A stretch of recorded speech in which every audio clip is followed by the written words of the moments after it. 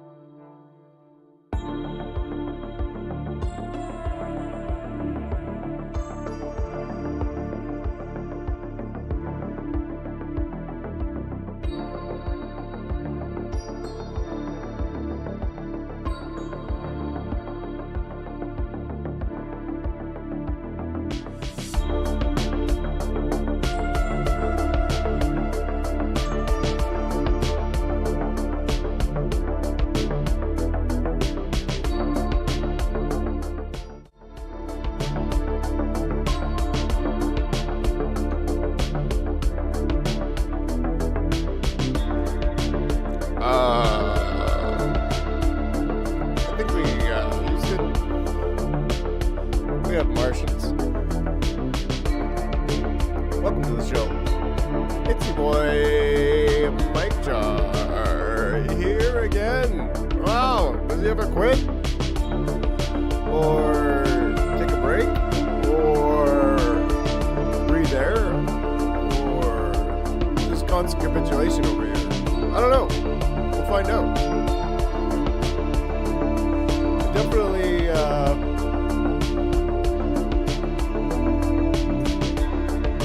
suck right now as a host. You know, I'm not really here trying to be fancy or anything like that. You know what I'm saying? Nah, we ain't fancy over here. We ain't fancy, you know what I'm saying? Like, we just about as,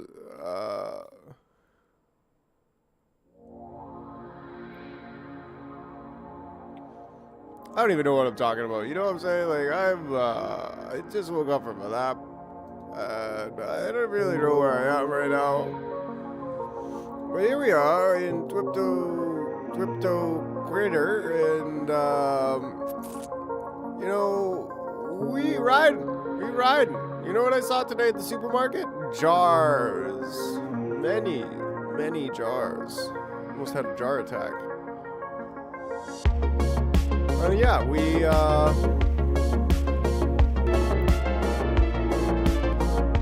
dropped, oh, this was fun. Hey, let's pause that for a second. Let's watch this. Inspirational. My dad. Sorry, man. Oh yeah, so the background on this clip, this is actually really funny. Shill and Villain hyped Gentle Tornado asks Alex who inspires him. Who's your inspiration? Yeah, whatever. Who inspires you? And Shill and Villain's like, oh, my dad. And then he's like, is that an okay answer? Is that acceptable answer?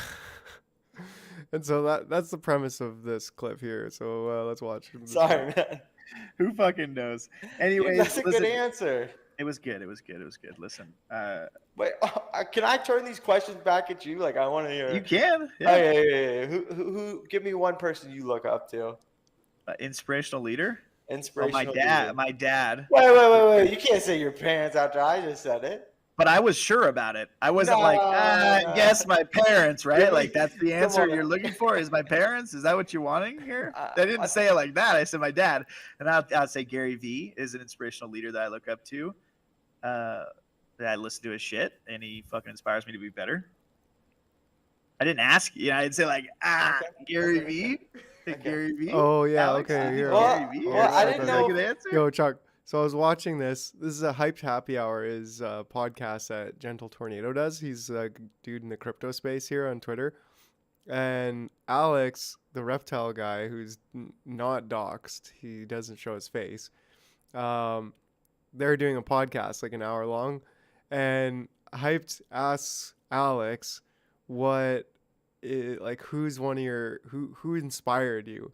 And Alex, being the reptilian scumbag that he is, not really, he's a good dude, but playing the character, I guess. But like he's all like, "Oh, my dad inspires me," and then he's like kind of capitulating, like, "Is that a good answer? Is that an acceptable answer?" And I don't know. I guess he thought it was kind of cliche, but like, yeah, that's so he's like, Tornado's like, "Yo, Alex, who's your inspirational leader?" And Alex is like, I guess my dad. And then he's like, is that an acceptable answer? Is that okay? And then Sorry, man. Who fucking knows? Anyways, that's a good answer. It was good. Listen. Wait, can I turn these questions back at you? Like, I want to hear. You can. Yeah. Oh, yeah. Who? Give me one person you look up to. Inspirational leader. Inspirational. My dad. Wait. You can't say your parents after I just said it. But I was sure about it. I wasn't guess my parents, right? Really? Like, that's the answer you're looking for is my parents? Is that what you're wanting here? I didn't say it like that. I said my dad. And I'll say Gary V is an inspirational leader that I look up to. That I listen to his shit, and he fucking inspires me to be better. I didn't ask you. I didn't say like, Gary V. Okay. Gary V. Alex, do you think Well, Gary V? well, Or I what? didn't Is that a know good if- answer? I didn't know if parents was going to be an acceptable answer for that question. I didn't know if that's what you're like looking for. Because There's no acceptable answer here, brother. We're fucking riding. okay, sorry, man. We're fucking riding. Yeah, I just thought it was so funny. It's like Alex is just like, I don't know, like like his answer wasn't good enough, or like he's trying to people please or something. So yeah, and then this jar today, which is pretty dope. I actually really like this jar. Really like this jar. Like very like much. Lots. Give me that. And yeah, this jar, which is cool, but the text is like one of the main components, whereas this one was like just the beginning. So that was cool, but this one was almost as crazy to look at the text as it was the dub. No, I didn't, bro. No. Oh, did he get unbanned today?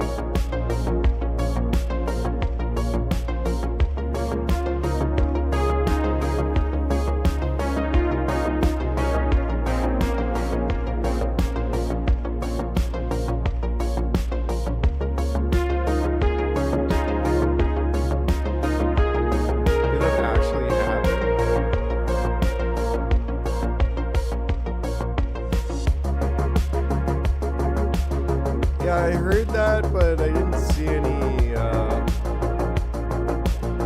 holy.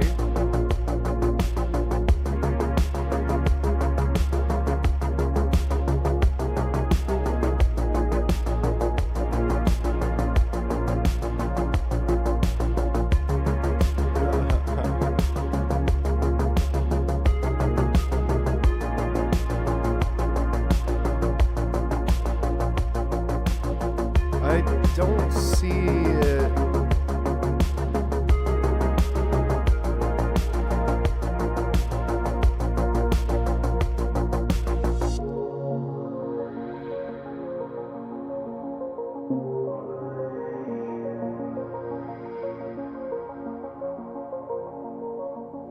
Yeah, it's like the vaccine mandate is just to break the military.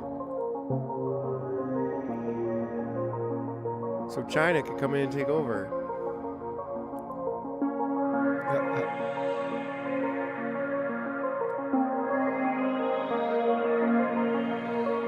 Yeah, I can't confirm it either.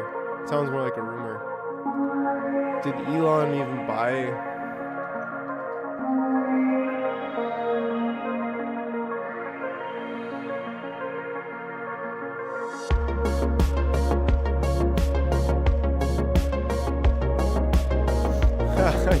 Did you notice that Elon was selling burnt hair? Elon Musk brand perfume. Maybe that's. Oh man, Leslie Moore should sell some perfume now. That would be great. Be like, less is more brand perfume. It's a very faint smell, and it's actually just water. With a little bit of salt in it.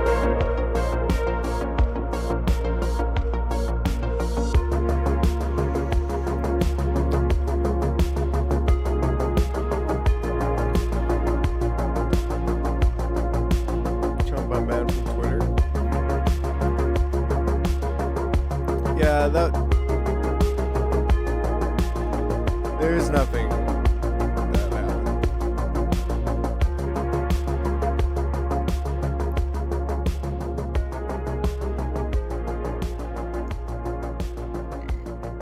There's nothing that happened. It seems like a rumor.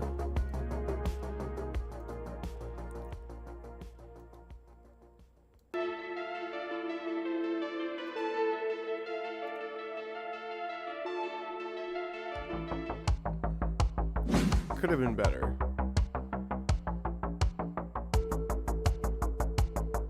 Cool, bro. Yeah. I'll watch my latest drop today.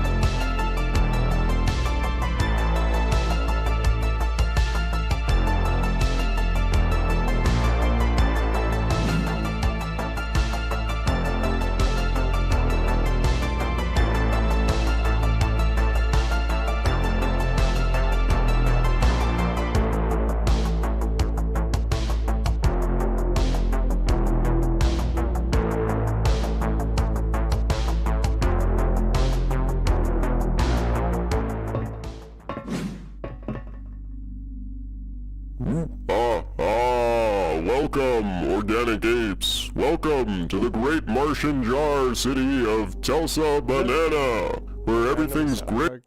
Welcome, organic apes. Welcome to the great Martian jar city of Tulsa, Banana, where everything's great with Tulsa in charge. So, we're fresh out of bananas. Do you have any extra? My sensors detect they have bananas at their boot camp. Ooh, get them!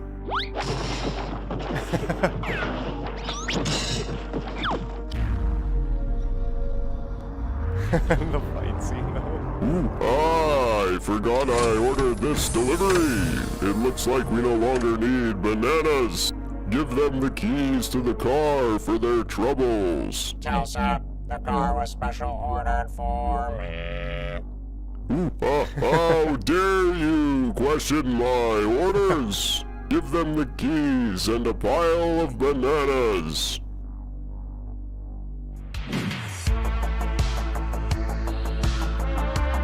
Yeah, like I could have done better, but just time constraints. But it's really just a few details that I noticed. Like some of the sound could have been a bit better.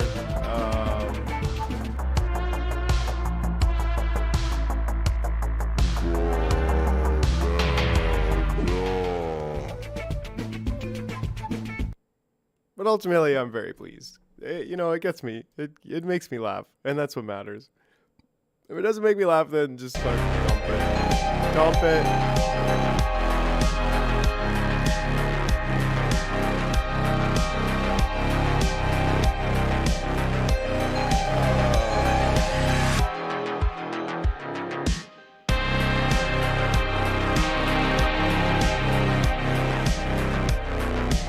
All right. Let's run the intro, and we'll be back after.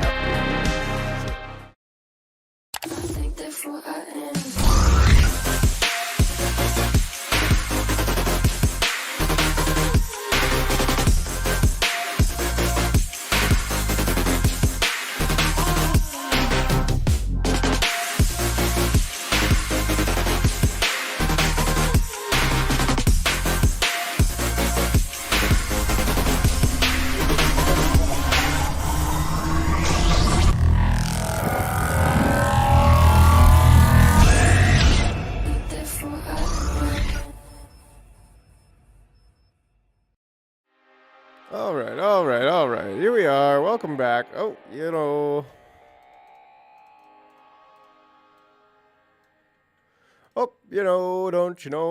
you know?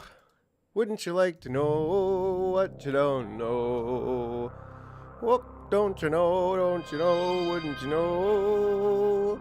Oh, don't you know? Wouldn't you like to know? Should we start another giveaway? Yeah, why not?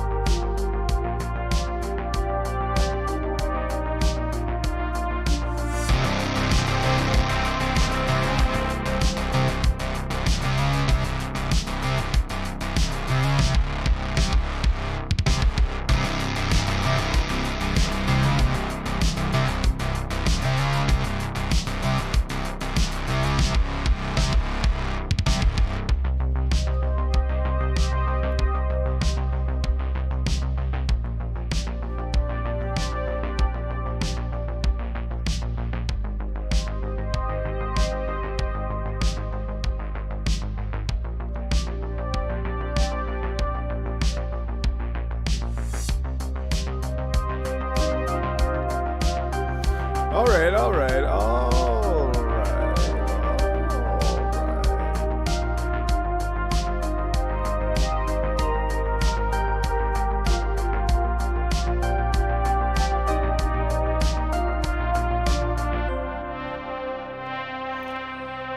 All right. So what are we doing tonight? That's really the question at hand here. I don't really know. Don't you know? Yeah, we should do boring brand perfume.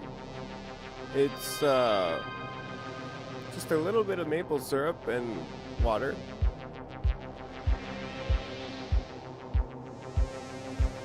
Your jar picture today? What do you mean? Oh, you took a picture of an actual jar, okay.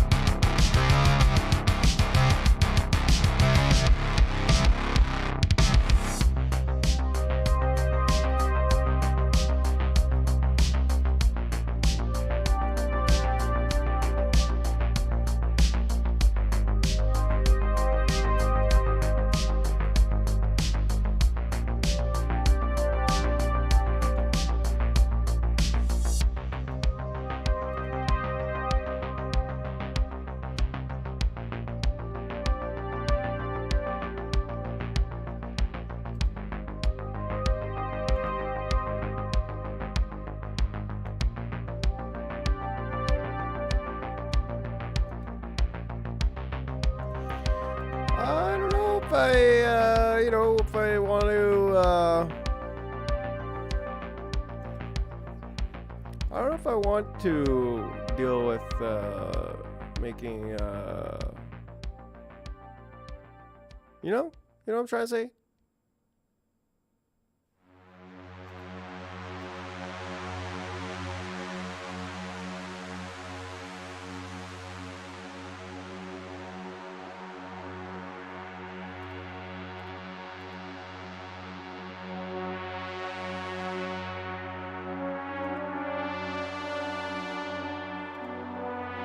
Yeah. I don't know. Should we post a jar? We should post a jar.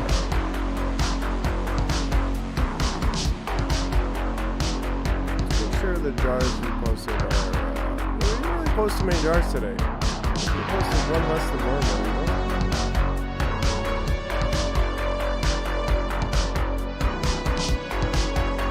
All the jars I have here, I'm bored of. You know what I'm saying? I feel like I've done them all.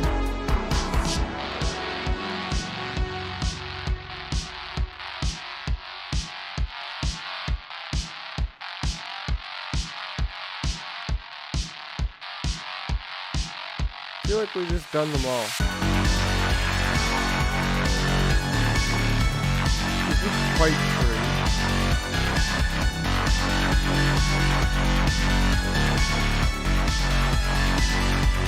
In fact, it's definitely not anywhere close.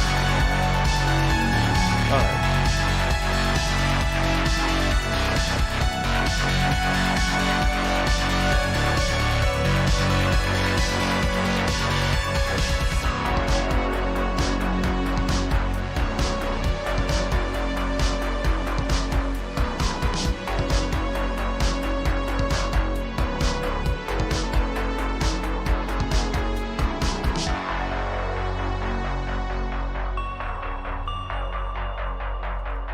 Yeah, it's, what else can we do as far as a jar, huh? What would be really cool in a jar? Just got a notification about the giveaway on Discord. What's that all about? I disappeared before. Oh, you go into Discord and you just click the things. It's quite simple. Just gotta like follow it. Just go into your Discord. Did you win already gold list? I don't know. You'll probably be nominated anyways. So, in fact, yeah, we're going with the nomination meta, and Chuck is definitely getting nominated. You know what I'm saying? But it'd be cool if you entered the giveaway just to add to interactions there.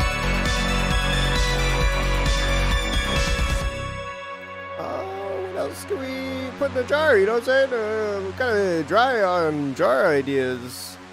Not really, but you know. Random object. Random object generator.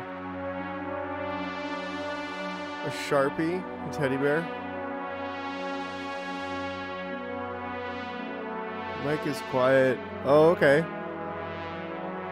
Yeah, the music is a little bit loud. But we gotta play this song again, because this song was just lit. That should be better, hey? Yeah, bro. Give me 6 objects here. Let's see. A bowl, a bottle of water, some soap, a phone. A phone inside of a jar.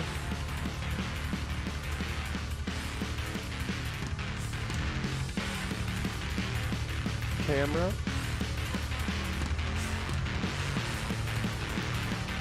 We've done some of these, but a phone. Let's do a phone inside of a jar.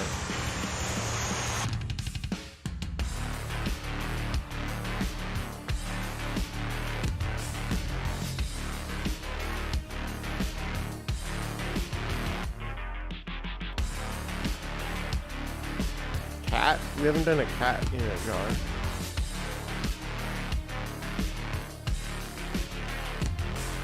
We've done a rug. Tire. We haven't done a tire in a jar. This is pretty cool. Can't say I'm super thrilled, but... Oh, you know what I was gonna do was, this one.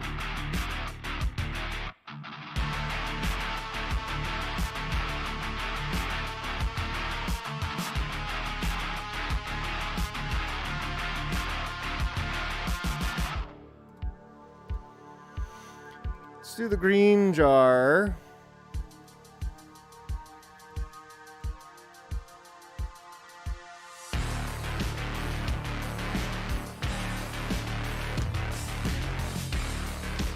What's inside?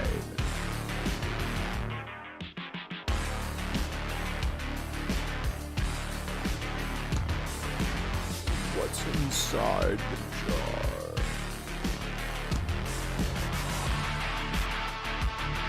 That would be savage.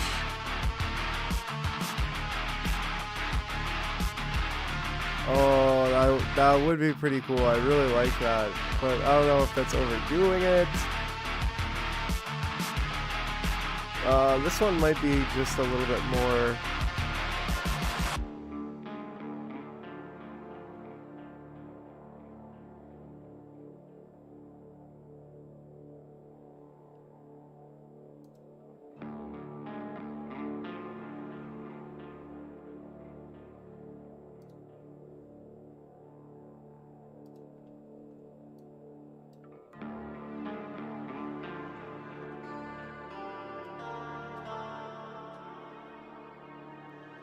about just this one maybe being a little bit easier to see.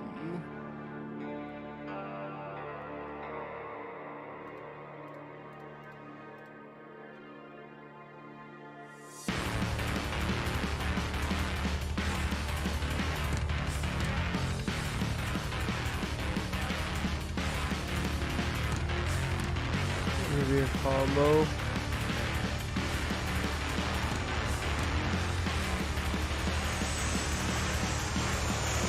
Dig it. Yeah. Oh, I like this one.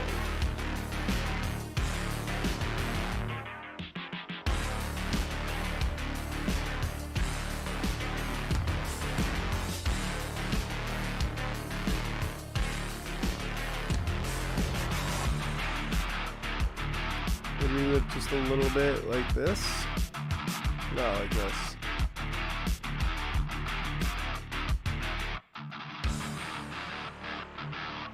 Dig it. I dig it.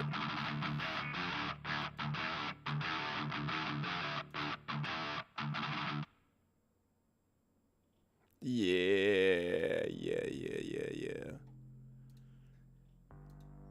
In fact,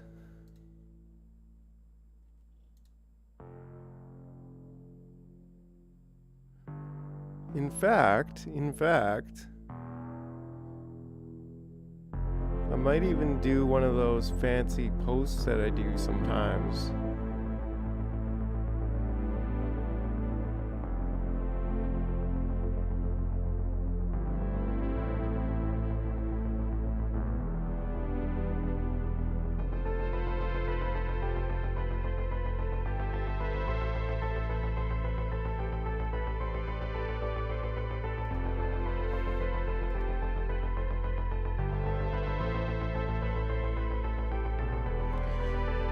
You know, hey, well, there.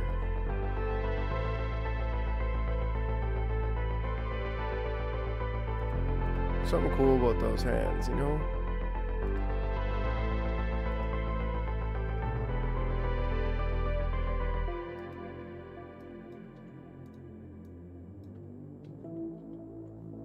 We'll see what we come up with here.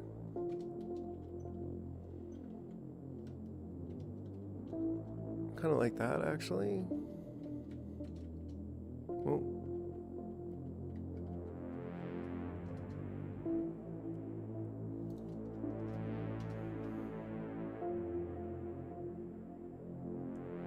We'll see what else, you know, can we do?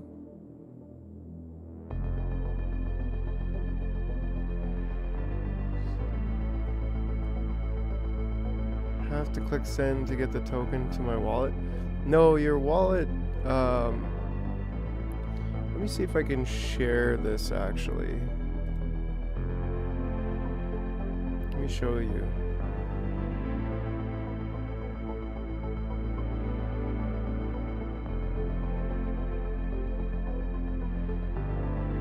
Okay, so I have got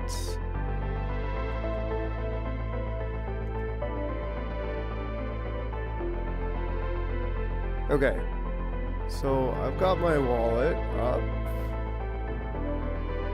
just like this. So the thing is, your token's there. I've already sent it, but it doesn't really show up in the NFTs section when you click NFTs. Oh, here, you can actually just go to NFTs and then go to open on OpenSea. It's a bit of a shortcut. So once you do that, then account, profile. I guess you're kind of on the same device that you're. This is where it's kind of hard for me on.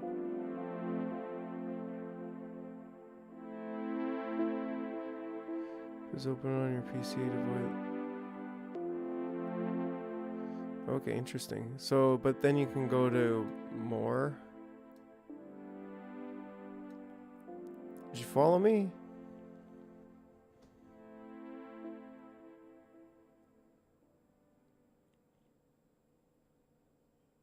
Mm-hmm.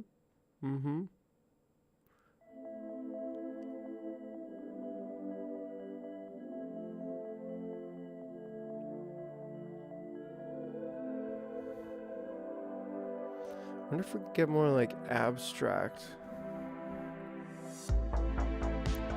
Yeah, bro. So if you go to, that's your opening screen, go to NFTs, go to open on OpenSea, and then go to the hamburger up in the top right, and then go to account, profile. Then you'll use your finger to like drag this stuff over. It doesn't really work very good on desktop like this, but you'll get over to more and then hidden, and then you'll see the token there under hidden, and then you can click unhide, and then it'll show up in your collected tokens on OpenSea. So then you can just see that it's there. For me, if I'm on OpenSea on my computer, then I go to profile and sign in.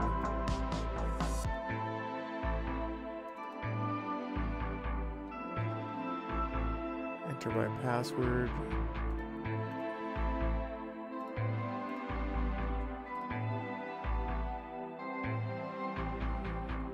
Then I have my...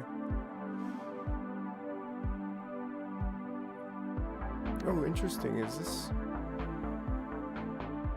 Oh, because AVAX. Cool. That's right. Because AVAX is now on OpenSea.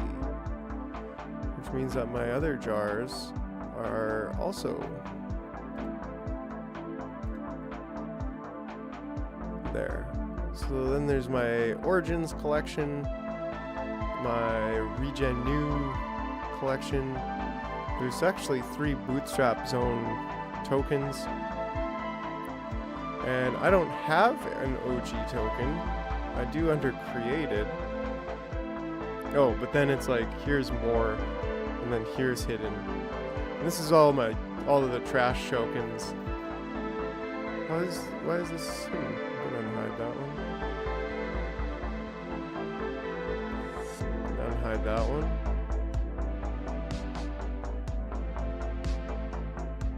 Most of these are just trash.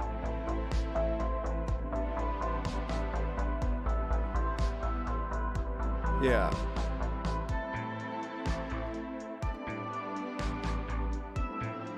But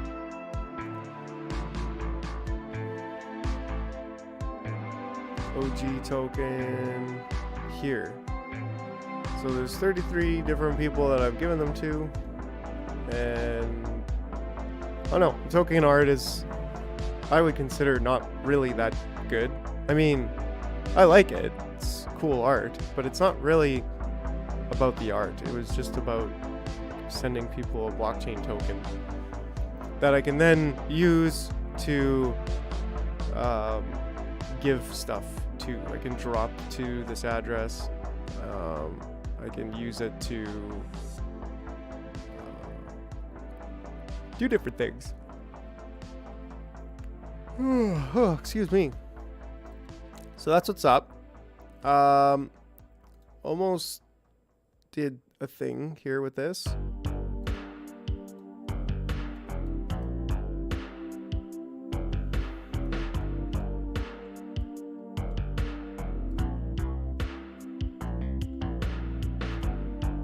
Cool, I dig it.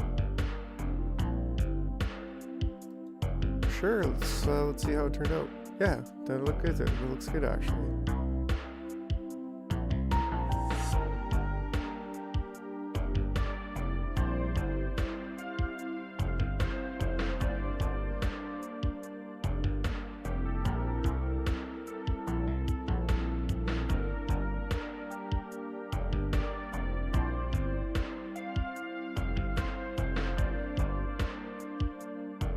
Looks better on desktop, but still looks pretty cool.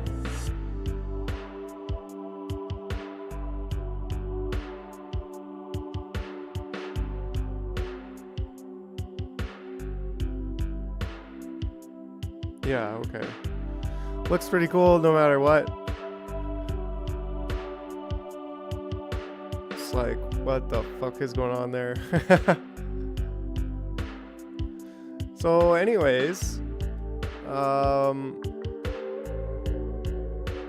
that's that. I think that's that for fucking around. You know, we're done with the fucking around for now. I think I did download, render some phones in jars. So I may as well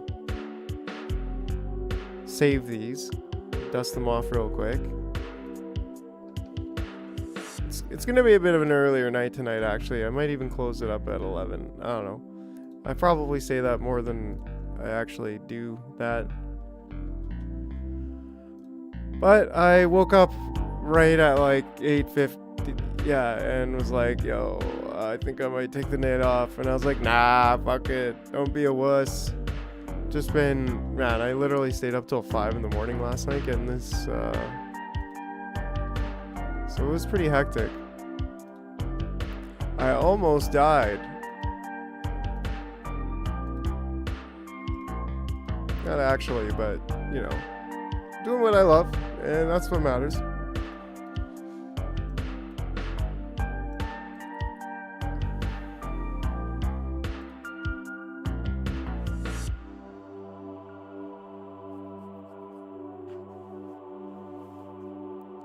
You are hardcore. Whoa, that was glitchy for a second. Yeah, thanks, bro. You know, I mean, I was like, even then, I was like, yo, I'll just stop at 2 o'clock. I'll just stop. I'll get done tomorrow. I'll release it on Thursday. And I was like, no, like, that's not how it goes. That's not how it goes. You don't just give up on your goals, right? You work hard and you fucking make them happen.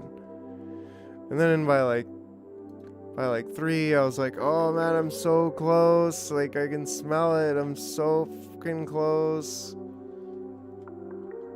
And so I just kept riding. You know? TV jar, battery in a jar. That's what we have not done. Let's say glowing battery in a jar.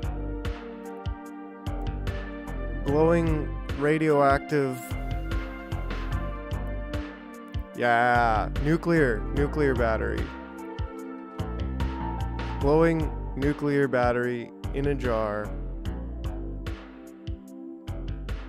Sure. Let's see what we get. Like, these ones are pretty cool too, actually. I think I might have saved them as like... No. Yeah, I did. Yeah, okay, I did. Which is pretty cool, because like, they're not really different than the first one. And they're kind of... They're still really cool. I don't know. It was like these glass balls inside of a jar. Dope. Yeah. Like, is this really a jar? I don't know, but it's cool as fuck. That one's just creepy.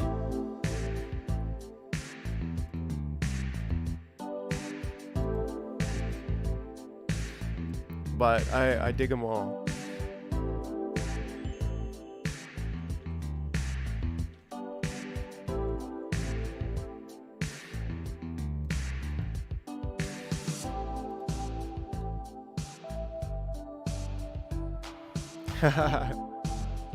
Yeah, bro.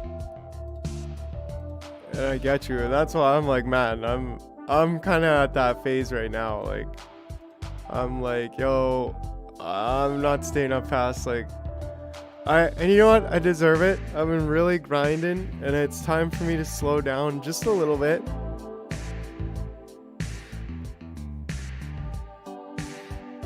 Oh, that's cool, man. Yeah. Well, keep it up. Make it happen, bro. That'll be actually pretty cool.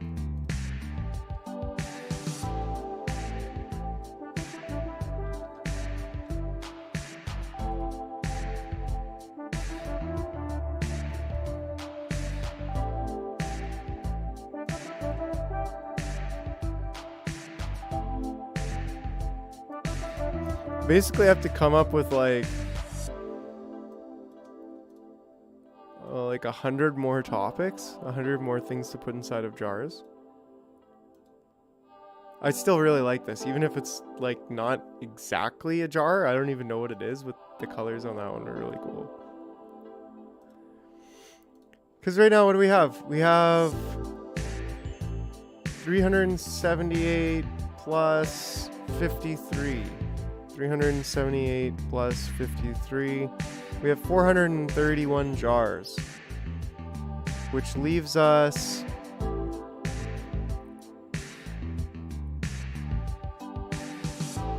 538 jars left. Woo! Maybe we'll only do 897, like the golden tickets. I don't know. If we get to 800 jars, when we get to 800 jars, it's not going to make much of a difference to go for another 60. Okay. Yeah, you know.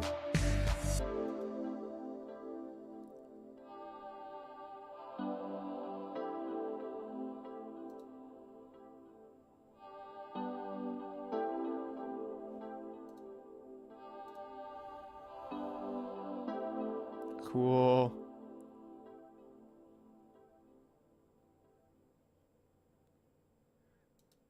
Neat. Drag queen story time. That's so fucked up.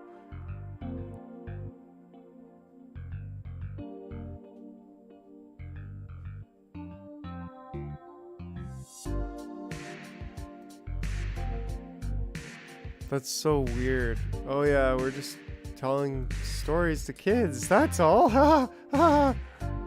Fucking crackheads, man.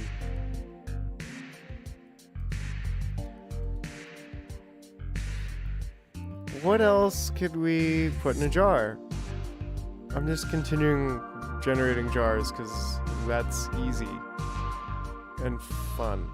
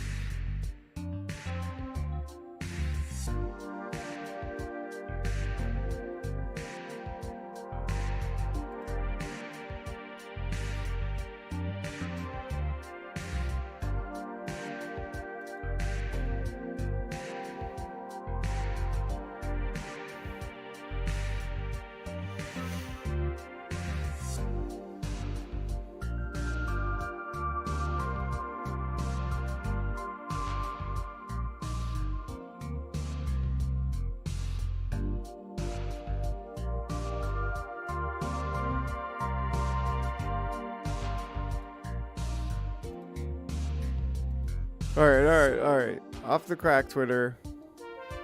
If it's not gonna be a jar gin, then what is it? Huh? Well, we're just chilling today. Oh, you know, do I really want to pump out another Leslie Moore? I, honest to God, playing the show. Oh yeah, was that a parent or was that just Menzies? That was just Menzies.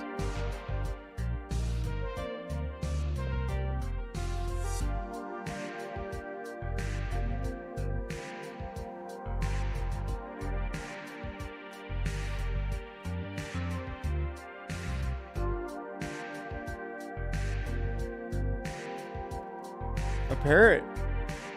Yeah, it must have been a different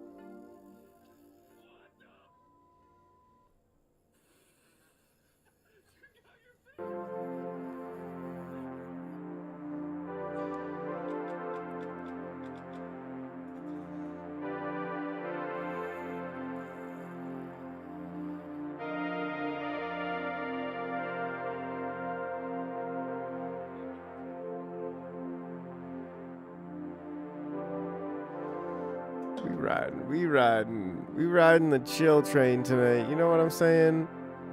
yeah, if we do Leslie Moore, oh man, I'm like so done. I don't want to do anything. You know what I'm saying? Like, oh, the grind was so intense that, yeah, I'm like, do I even have it in me to problem solve anything else right now? I said no caffeine today, no tea. Yeah, bro, that's honestly it. I'm like, you know what? Like, we just gonna chill. Like, why don't we watch some YouTube?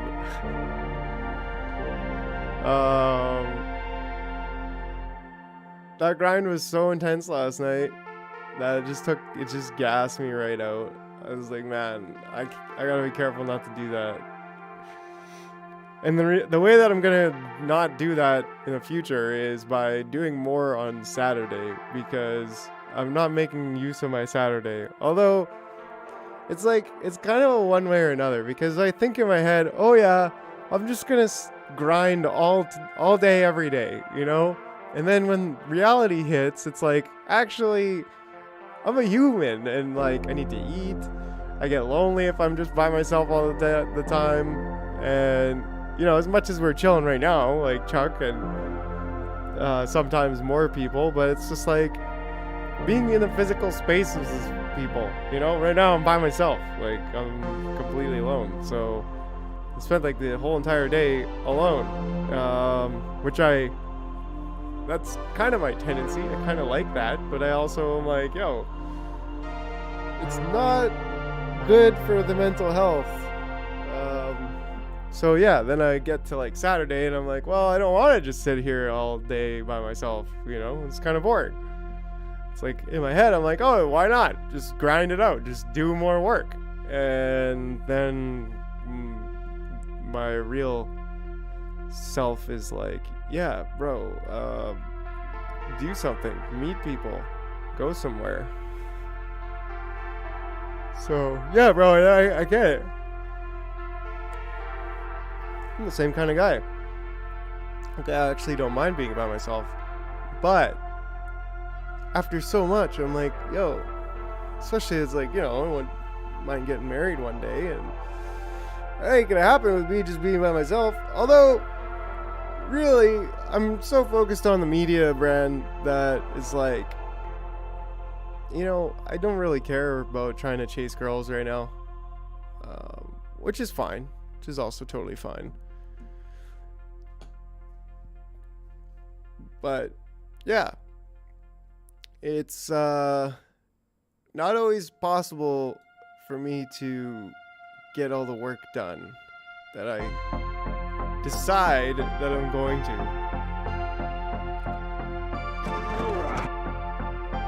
Nah.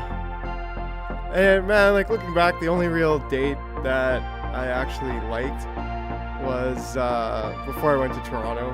And we went on 2 dates, and I still, like, I don't know, I still just messed it up somehow. So I'm like, yo, I gotta get better at this dating thing because, yeah. And I think I'm a lot better now, but, than I was, like, 6 months ago. But it's still just, like, I'm not very good at it. I would, like, say too much too soon. And there's so few... Yeah, and there's so few and far between, like, girls that I actually think are, like, beautiful and smart, that it's, like, barely have the chance to practice that social interaction, that dating thing. And that's part of why I'm like, man, I kind of want to move to, like, Toronto or something, where there's just so many more people that would give me a chance to build my confidence in dating and probably find the right girl. Because yeah, Winnipeg is just like this small town fucking... If there's 1 in a million girls like that I'm looking for, well, I'm looking for a 1 in a million kind of girl. I probably met her and fucked it up, so at least in Winnipeg. At least in Toronto there might be like 6 or 7 of them. Here, let's watch this. All right, there you go. Should be. All right, there you go. Should be all set. Well, thank you so much, sir. Oh, wait. What? Don't open that yet. Don't open it? Just wait till tomorrow morning. It's got to run through its cycle. Okay. Yeah, I guess that makes sense, yeah. And thank you for shopping at Mortimer's Extremely Antique Shop. It was my pleasure. Have a good day. Tomorrow morning. Okie doke. Listen, I love my wife, but she's got way too much diarrhea. Yeah. Diarrhea city over here. You know, when I kiss her, I just can't help but think of all the diarrhea coming out of kissing her. Did I marry a beautiful woman? What the hell?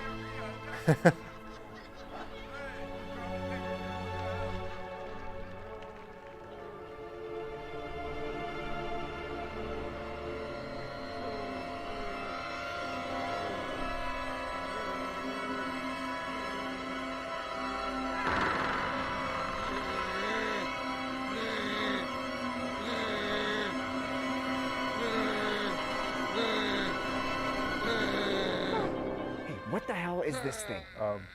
Sorry, what thing? What is what? The thing that just came out of my fridge. Oh, you're the fridge guy. Yeah, I'm the fridge guy. Yeah, it comes with the fridge. It comes with the fridge. You bought the fridge, it comes with the fridge. What is it? I mean, it's kind of like a gremlin. How is this like a gremlin? I mean, you got it from an antique shop, and it has rules. No. I bought a fridge from an antique shop, and it has rules? Yeah. What are the rules? I'm hungry. Oh, Jesus fucking I'm Christ. hungry. He talks? I mean, yeah, it's like gremlins. Stop saying it's like gremlins. I'm like a gremlin. I'm like a gremlin. Well, it's like a gremlin. It's similar. It's akin to a gremlin. This is not a gremlin. This is like a fish guy. It's like that from that Guillermo del Toro movie. Yeah, no, it's not like The Shape of Water. What do you mean it's nothing like The Shape of Water? It's a fish guy. I want to see a rainbow. At least the fish in The Shape of Water was like hot. He was like toned. You thought the fish guy was hot in that movie? Everyone thought it was hot. I'm not weird for thinking that. I'm hot. No, not everyone. You're pretty weird for that. I want to go paint a plate. He wants to do arts and crafts. Yeah, that should be fine. Make love to me. Now he wants me to make love to him. Yeah, I mean, it's not one of the rules. You can do whatever. Like, I don't want to do that. Why not? Let's make love. It's something to do. all right, you don't have to. I'm a little bit like Short Circuit. He's saying he's like Short Circuit. Nothing like Short Circuit. Yeah, I was gonna say he's nothing like Short Circuit. I'm just like Short Circuit or Gremlins. Hold on a second. Let me look through this rule book. I want to go to the bridge. Why didn't you give me the book? I only have one copy. I want to go to the bridge on the 15th Street. Can you like copy the book and send it to me? It's a big book. It'd take forever. Take me to the bridge, please, at 15th and Olive. No, do not take him to the bridge. What do you mean no? It says here he has a quest and you cannot let him complete it. Do not let him complete the quest. It has a quest. I have a quest and I will complete it. Tell me again how this is like a gremlin. That's like the one difference. I have to fight the mole man. What happens if he completes his quest? He has my toothbrush. As far as you know, there is no quest. As far as I know, you told me he has a quest. Now I'm not gonna stop thinking about his quest. There's no quest, there's no mole man, there's no toothbrush. I want an iPad. Buy me an iPad. He wants an iPad. I don't have an iPad. Oh, that's new. I haven't heard that yet. Get me an iPad, please. I have like a second generation one somewhere, but it's like broken. Let's watch Terms of Endearment. I don't know what that is. I need to find a plastic surgeon. He wants surgery. I'm one surgery away from perfection. No, don't let him do that, actually, no. You don't need any surgeries. You're beautiful the way you are, okay? I want to go to Cedar Point, Ohio, and ride roller coasters. He wants to go to Cedar Point. Don't take him to Cedar Point. Why not? Is that part of his quest? No, not part of the quest. I just don't want him to have too much fun. No Cedar Point. I want to go to the state fair, please. State Fair? It's not that fun. You can take him. You want to go to the State Fair, buddy? I can't wait to see the exhibits at the state fair.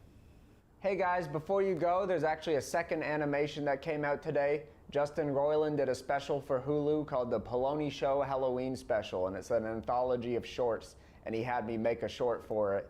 And mine actually stars Tom Kenny, so there's a Joel Haver animated short starring Tom Kenny, which is so surreal to me. It's one of my favorite animations I've ever done. Justin gave me full creative freedom, so that was really awesome. Watch the whole special. It's got some really great shorts by David Firth, a claymation by Lee Hardcastle, a lot of great stuff in there. And yeah, just wanted to let you know, and thanks for watching. Have a nice day. Bye-bye. Yeah, I really like this guy, Joel Haver. He's got a very similar vibe. Yeah, well, Toronto was pretty cool when I was there, actually. I don't know. It was pretty cool. It was definitely like, I don't know, it just made my mind expand, you know? And like, here it's like everyone's mind is in this little box and they're just like myopic, and in a lot of ways that's the way I feel. It's like, okay, I'm not I've never really lived outside of Winnipeg. Well, I haven't. And I haven't really traveled a whole lot. So it's just like, I just haven't had enough life experience, I guess, to like have figured out the dating thing. So I get all just awkward and I don't know. Yeah. So it's like Toronto was good for me because it was a lot of dating experience in like a short amount of time. Like anywhere I went, there was just girls that wanted my attention. There's a real shithole area. Stay away from there. What?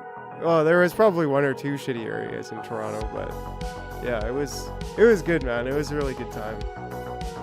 And I don't know. There's something about like cities and metropolitan areas that have a certain allure. There's like so much more going on, right? So yeah, it's just there's just more culture. It's just more culture. It was a lot of fun going there.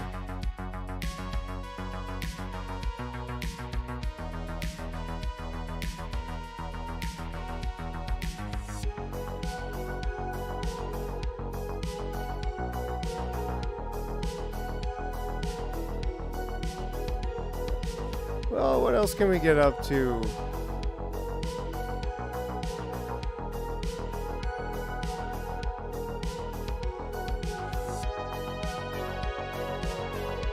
Oh yeah, like what area? Mr. Freedom. Yeah.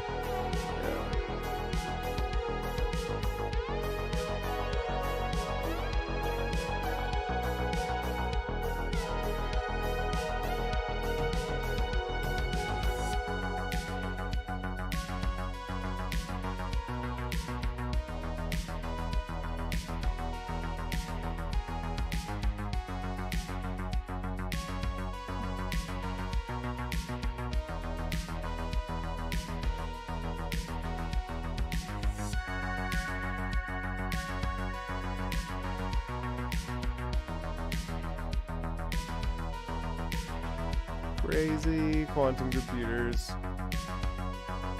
So intense.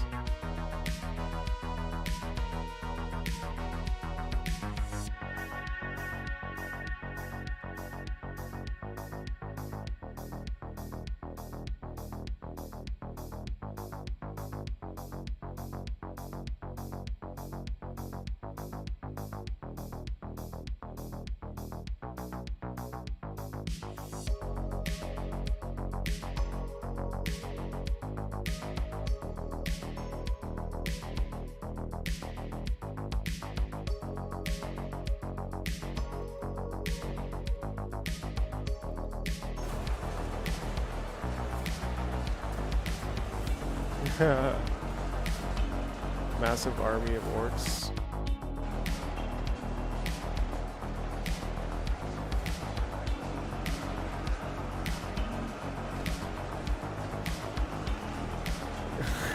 These battle simulators are hilarious. It's like, holy smokes. It's so intense that these simulators exist. Like, look at this. It's just so incredible. Anyways, I don't know what we're gonna do. If we're gonna do anything, would be work on the character animator. But I honestly, I think we are just gonna chill. You know, we're just gonna chill until 11 for another hour or whatever, and then I'm gonna go to bed early, and then I'll be on top of my game for tomorrow. Tomorrow I might be on a bit later because I'm doing. In fact, I know I will be on a bit later. So, yeah. Tomorrow we'll probably do something a little bit more. We'll either do the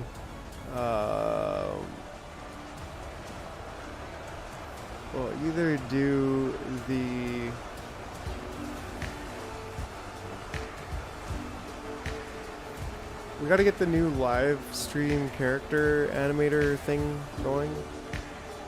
So that's almost something I could do tonight. Kind of. Maybe.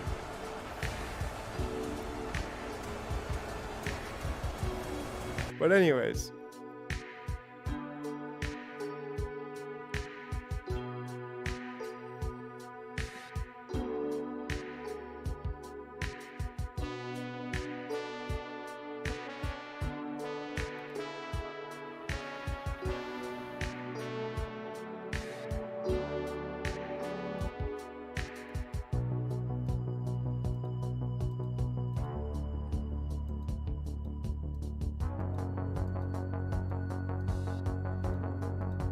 I want to see some alien structures on Mars. Come on. Nah. Wonder how to generate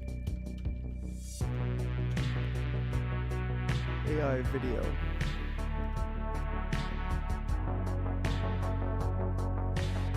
Oh, dang, bro.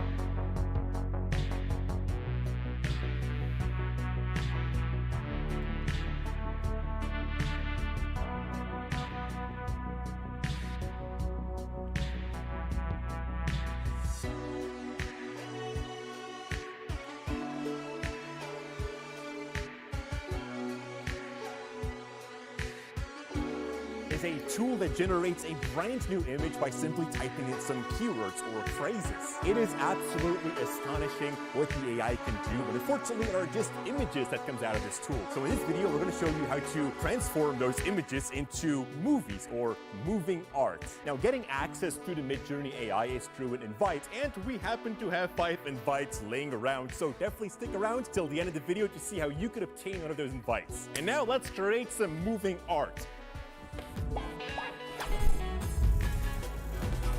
These past weeks, you've probably seen a ton of AI artwork all over the internet. And one way you could create this is with MidJourney, and that is exactly what we'll be using to type in what it needs to generate its go phase. Well, simply put, you can see here you have it tree first further and make them move. Next to this, I also think it's a great tool to get inspiration, which I'm designed to be protects your eyes.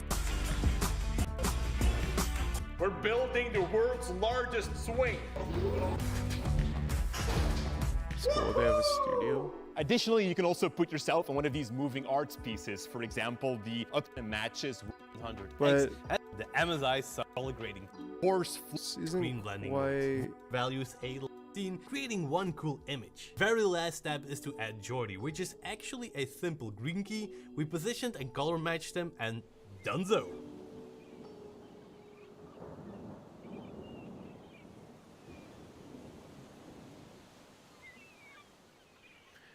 That's cool. But that's not exactly Rain overlay MidJourney.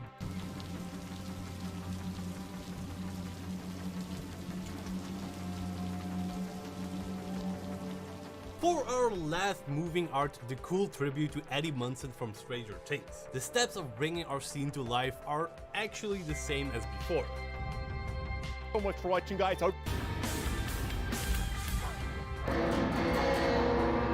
And that is how you can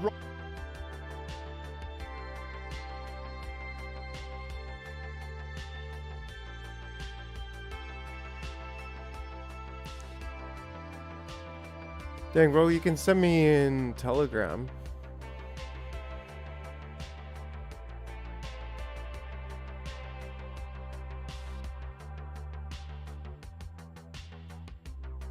Yeah, you should be able to copy the link and send me to Telegram.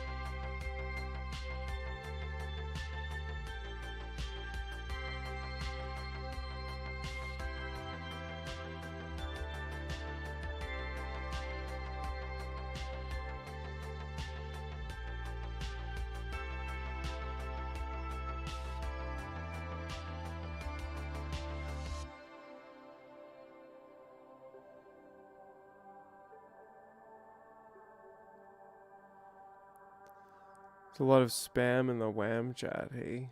Yeah, there is freaking a bunch of bots that got in there. Let me see here.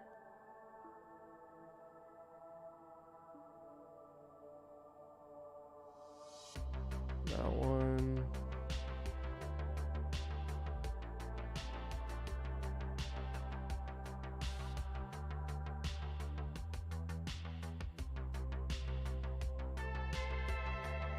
That one.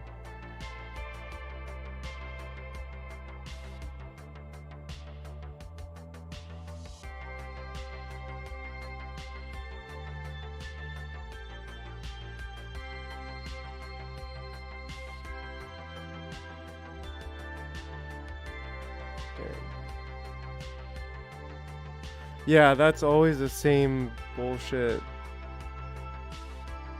post that I see.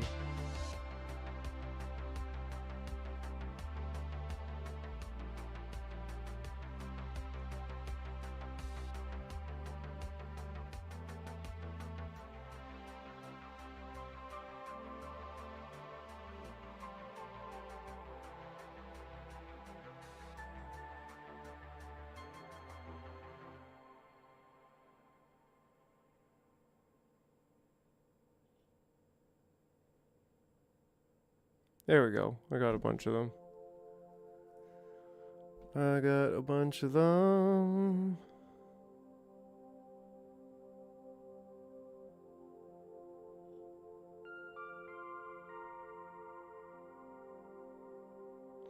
Yeah, I wonder if I could just get the character animator thing done today.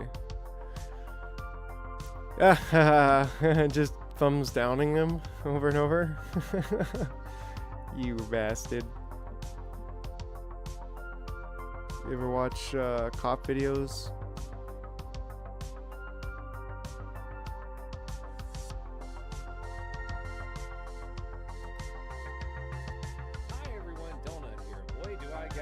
Video for you today. What happened was a deputy was called to a Spinks gas station in Greenville, South Carolina. This might get because like Spinks banned said, hey, off we gotta Twitch, tape him but- do shoplifting today. The deputy shows up and says, hey, I know that dude. I was at a nonviolent domestic dispute this morning where he wanted some more beer money from his mom. His mom didn't want to give it to him and he tried to take her purse. So she hops in her patrol car, drives over to his house and meets him at the front door. Were you at the Spinks this morning? Oh yeah. Yeah? Okay. So what's gonna happen next? I'm gonna read you Miranda, your Miranda rights. Alright? I have suspicion that you stole from them this morning. Okay? Then I'm gonna ask you some questions. You have the right to remain silent. Anything you say can and will be used against you in a court of law. Hey, where are you going? He says, fuck this, I don't want to listen to any of this. Turns around, walks back inside, she follows, grabs him by the shirt, and he turns around and starts acting like a fucking man-child. Now we got a big, drunk, angry man-child on our hands. Hey. No, you're not. Hey, listen. You don't run away from me. This is nothing sexual. Do not leave me again. Do you understand? Don't grab me. Do not run away from me. Do not grab me. You want me to arrest you right here and right now? I don't give a fuck what you do. Okay. Do not grab me. Do not walk away from me or I will put hands on you. I will respect you and I will talk to you. Okay, don't walk away from me. Don't fucking grab me. That I can't guarantee. Don't fucking grab me. Hey. Don't you talk to her like that. I will talk to her No, any way you I will want. not. At least Mama Bear respects the law. She comes in, she's like, hey, don't talk to her like that. He's still acting like a big damn drunk idiot though. He even aggressively came at her while yelling and raising his hands. I say cast a lightning spell right now. Don't you talk to her like that. I will talk to her No, any way you I will want. not. Calm down. I'm here to read you. Do not grab me She's like trying that. to help you. His mom is such a nice lady. That's why I feel bad about this entire thing. She just wanted what was best for everyone. And I mean, you already know what happens to her. It's in the title of the video. Most of you already seen this one. She's going to be paid handsomely though, and I'm really glad for that. I will not hurt you. I promise you. Okay, I but will don't not walk touch away you. from me. But don't fucking touch me. No. Don't fucking tell me. Hey. I have a right to put hands on No, you. you don't. If you walk You do not have a away right. from me. You never have fucking. All right, right listen. to Let's go hands back on to me. what we're doing. I'm reading you Miranda. Are you ready? No, I don't give a fuck what your Miranda is. I'm 10-4, but he's very 1081. He starts to walk upstairs. She has every right to detain him. She grabs him by the arm, and he fights back. Hey, you're staying down here. Oh my God. Man, please don't do this. Green Dove 23, I need 1041 Bravo. Stop. Stop it. Just don't get it work. You cannot touch me. Don't you dare. You cannot touch me. Just don't touch me. It's all I'm asking you. Stay right down here. All I'm asking you is don't touch me. Don't touch me. Come back down here right now. This is pretty intense. These always get so heated. Come on, let's go. No. Listen, my partner's coming. You're gonna be under arrest. Get back down here right now. That's fine. I can be under arrest. Come down. Let's go. Let's go. Please don't touch me like that. You cannot walk away from a police officer. Let's go. Get down here. Mom is so nice. She just wants him to stop. Please tell me you didn't take touch me. Sean, please tell me you did not take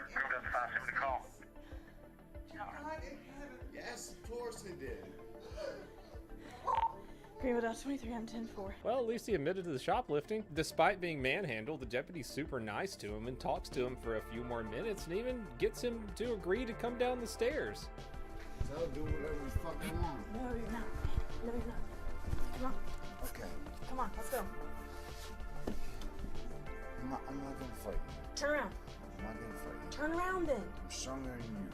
Yeah, and if you hurt me, you're gonna be charged with it. I don't want to hurt you. Then come down the stairs, Sean. I don't want to hurt you. Come down the stairs. She gets him downstairs. She sits down at the bottom of the stairs. She tells him to turn around. He says, no, what we got now is passive resistance. Man, I don't want to hurt you. Turn around. Turn around. I don't want to hurt you. Great, turn around.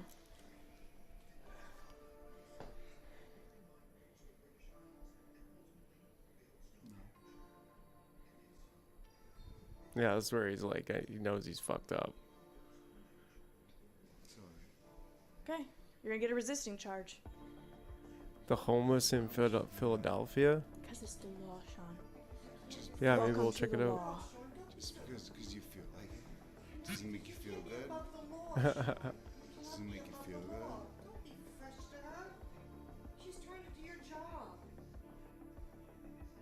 Do you feel powerful? Yeah, that's it. She feels powerful. Arresting a No, it's shoplifter. not all being powerful, dude. What is it? Tell me. You're breaking the law, is what you're doing. Okay? And as soon as the rest of them come in, you're going in handcuffs and you're going to jail. Who cares? I'll wait as long as you're willing to wait. They're coming. Now, when you sober up, you're not going to feel the same way, Sean. You're going to know you made a big mistake. That's okay. The shit's about to get real, though. And they can arrest me. And it won't matter. Great. I will happily take you down to jail. That's where you can stay. Okay. I never meant Yeah, you're still not obeying, though. You're not complying. You need to stand up and put your hands behind your back. I didn't hurt you. I'm sorry. I'm sorry. If I hurt you, that's not who I am. It is right now. Well, I'm sorry. It'd be a lot easier if you would stand up and just put your hands behind your back.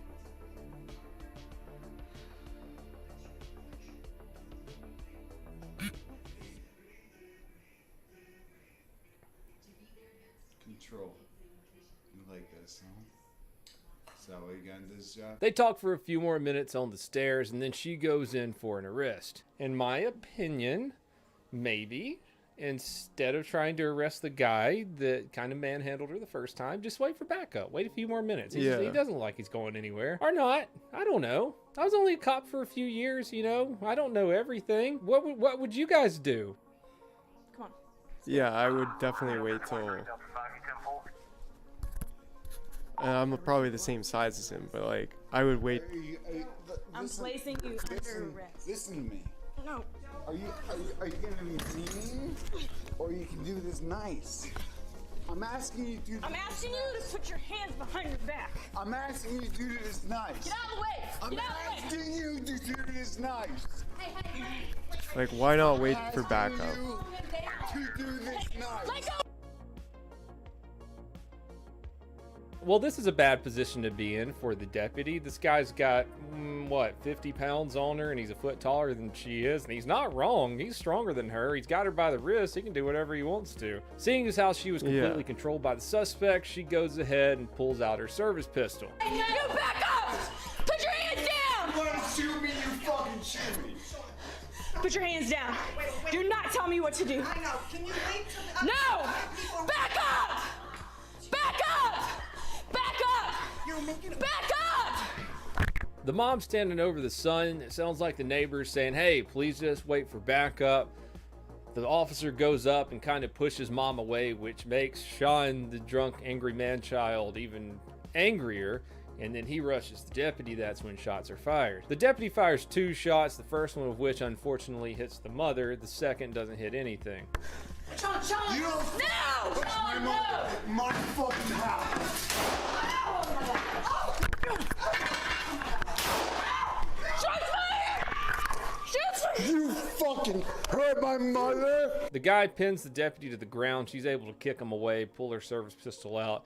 And that's when another Officer Leonidas shows up. Now, we've seen Officer Leonidas before here in my hometown of Charlotte. Officer Leonidas kicked him in the next week. He was tased and taken into custody. It looks like he made a lateral transfer down in Greenville, South Carolina Sheriff's Department, because this looks like the same Spartan kick that we saw up here in Charlotte. You fucking hurt my mother.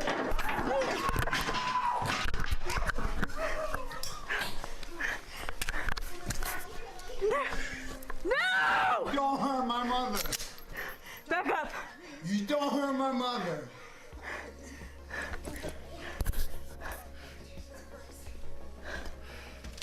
You don't hurt my mother. Fuck up, motherfucker. Hey, put your fucking hands up. You want to punch me, motherfucker? He kicked that man so hard in the head, his boot came off. Holy shit, no way. Yeah, it did. The backup officer, the secondary guy here, completely dominates the room, kicks him in the face, and then slams on his back so hard it knocks him out. With him being knocked out, the second deputy who arrived on scene was completely able to control the situation and tell her what to do until they got him into cuffs. Are you alright? Are you okay? I'm not shot. Hey, tell him I'm with you. Seriously? Like, this was, in my opinion, is like some kind of, yeah, I'm gonna be sexist and say this all happened because it's a woman cop. For whatever reason, she thought that she could handle this guy by herself and doesn't wait for backup, and that's what started the whole problem. Hey, look at your holster. Look at your holster. There you go. Alright. Help me secure this motherfucker. He's out. Fucking piece of shit. Get his fucking hand. Alright, listen. I got his hands. Put him in cuffs, okay? You're alright.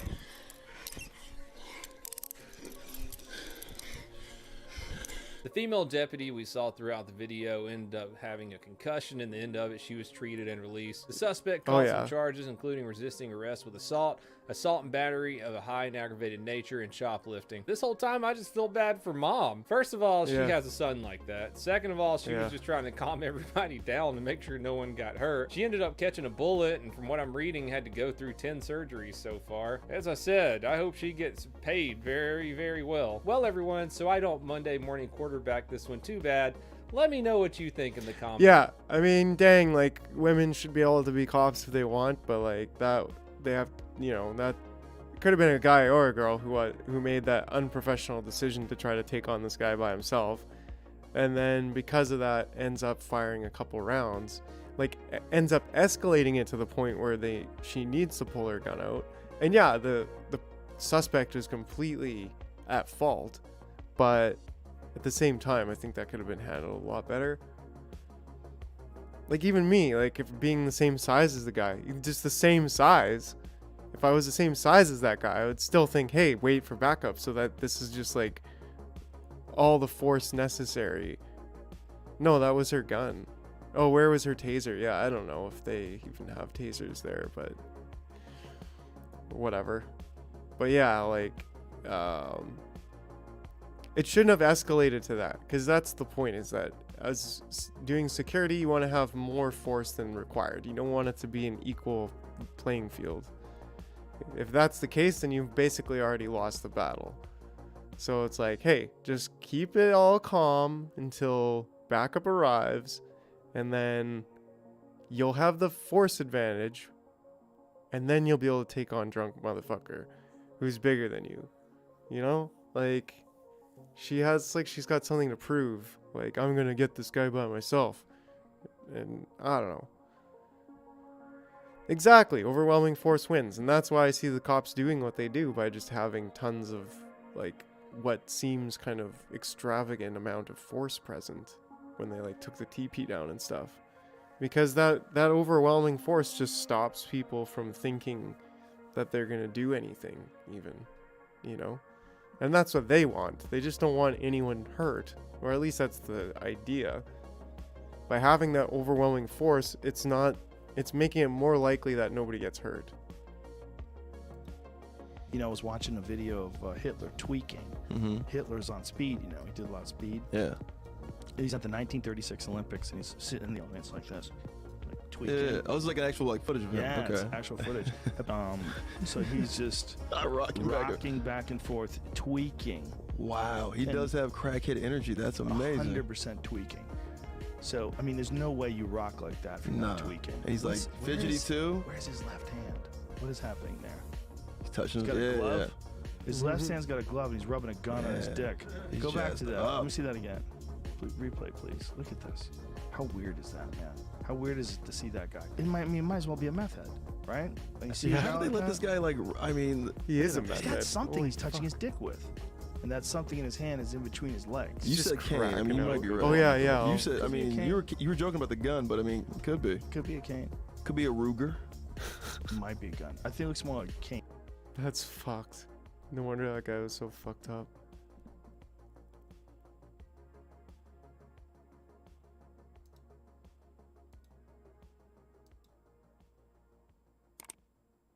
This is 22 minutes though, bro. Dang, yo. Despite the fact that drug addiction causes physical and chronic changes in the brain, there is good news. The brain can be rewired back to normal. Substance abuse is, in fact, very treatable and manageable.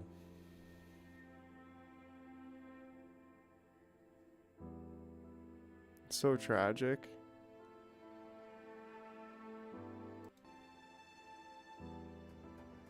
Addiction recovery necessitates changes in routines and thought processes. It entails substituting healthy behaviors such as exercise and cooking for drug use.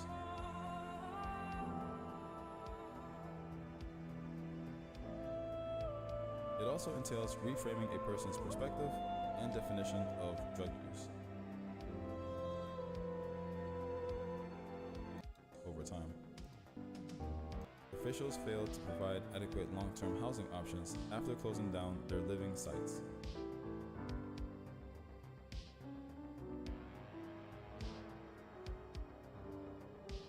Genetics, according to National Institute on Drug Abuse, accounts for roughly half of a person's likelihood of developing an addiction. Isn't that genist? As a result, environmental risk factors such as stress, trauma, abuse, the lack of education, low-income neighborhoods, and high school parties play an important role. And high school parties, yeah. Like what you get up to in high school Developing. is really going to shape the rest of your life. Recreational or voluntary.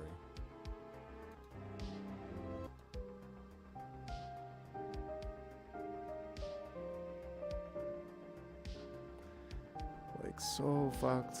Just looks like downtown Winnipeg everywhere.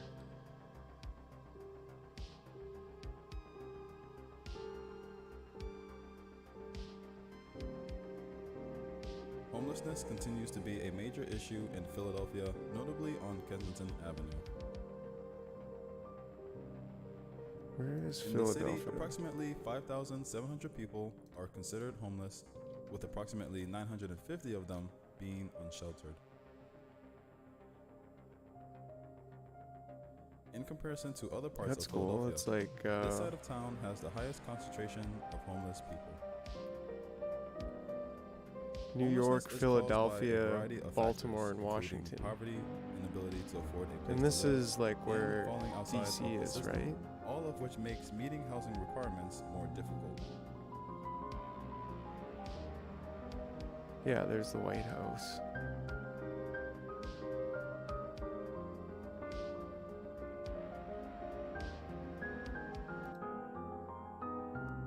So that's kind of cool. Like, apparently, yeah, these would have been some of the first cities. Just so trippy. Those are definitely the biggest metropolitan areas.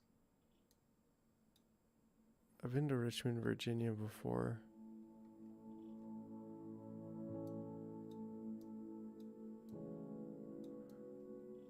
Yeah, those are definitely like the big metropolitan area of the Sometimes East. mental illness plays a role. So Many trippy new to think people about, have like become how many homeless people as a live result of just the in opioid this crisis. section right there.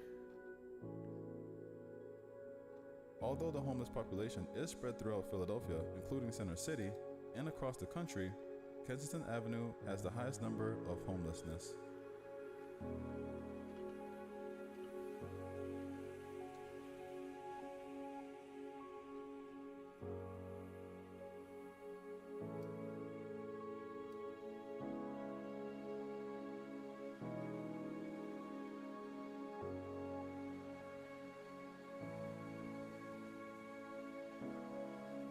Fishtown. Being homeless or suffering from a mental illness is not a crime.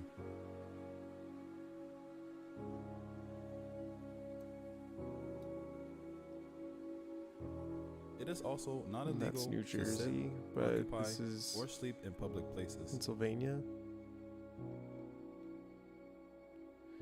So trippy to think about just how many people's lives revolved around this place. How many people have been born here and raised and lived here like their whole life, just like I have in Winnipeg, you know? It's trippy.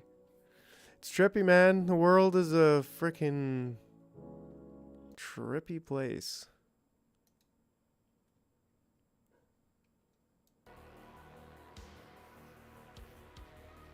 Maybe a house inside of a jar? Have we done that? We have not.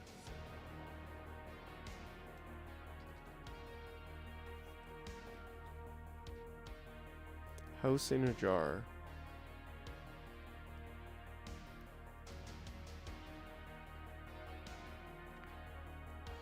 Give it a shot.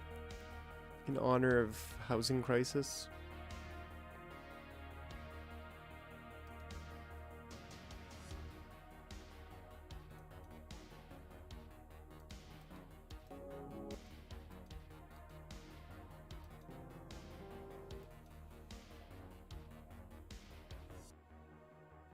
In Philadelphia, Xylazine began to gain popularity in the mid-2010s.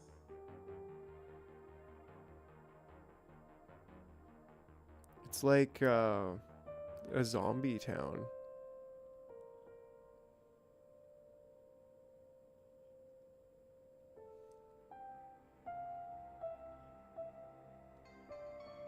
People who use and sold drugs allege that xylazine had become a highly sought-after substance and that it has become a much more common component of the local drug supply. Totally did not spell that right.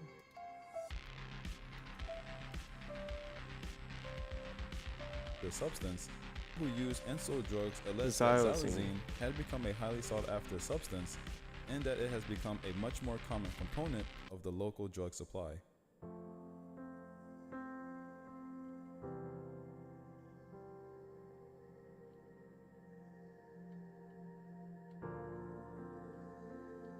Basically a horse tranquilizer, yeah.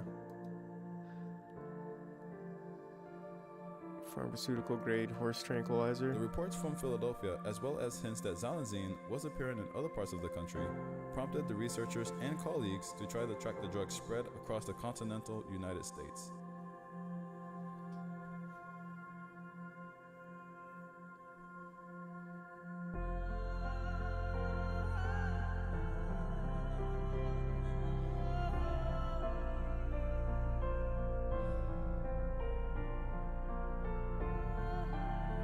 Xylazine was found in 0.36% of overdose death in 2015, according to research. It increased to 6.7% by 2020. Wow.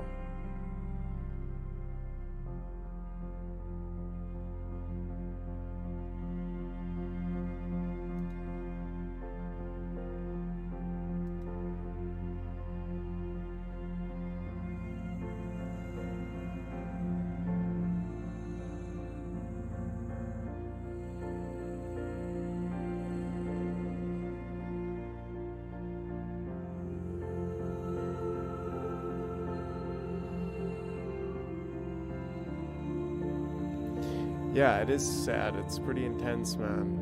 Like,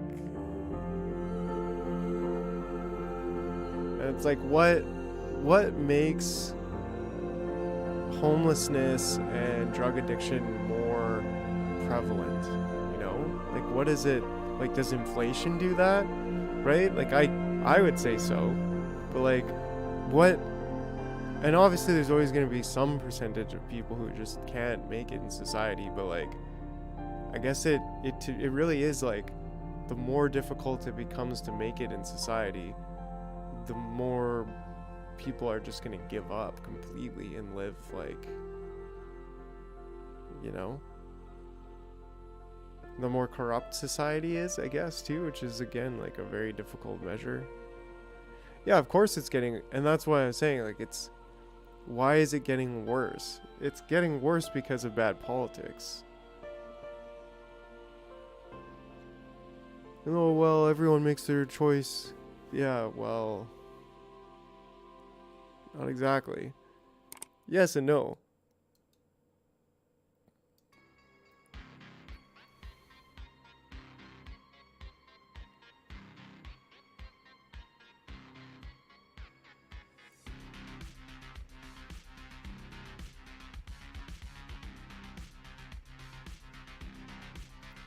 Yeah, dang, tripled, like, government to blame. Yeah, like, there's definitely government. Yeah, every individual is responsible for their own lives, but at the same time, the government, politicians can have an effect on things, and that's, you know, very real. And if the price of living goes so high that's like barely possible to even live, then exactly. And it also is like the shitty money policy. Whoa. While the machine learning world is still very busy partying with diffusion models, there's a new transformer model on the block released late this September called Whisper.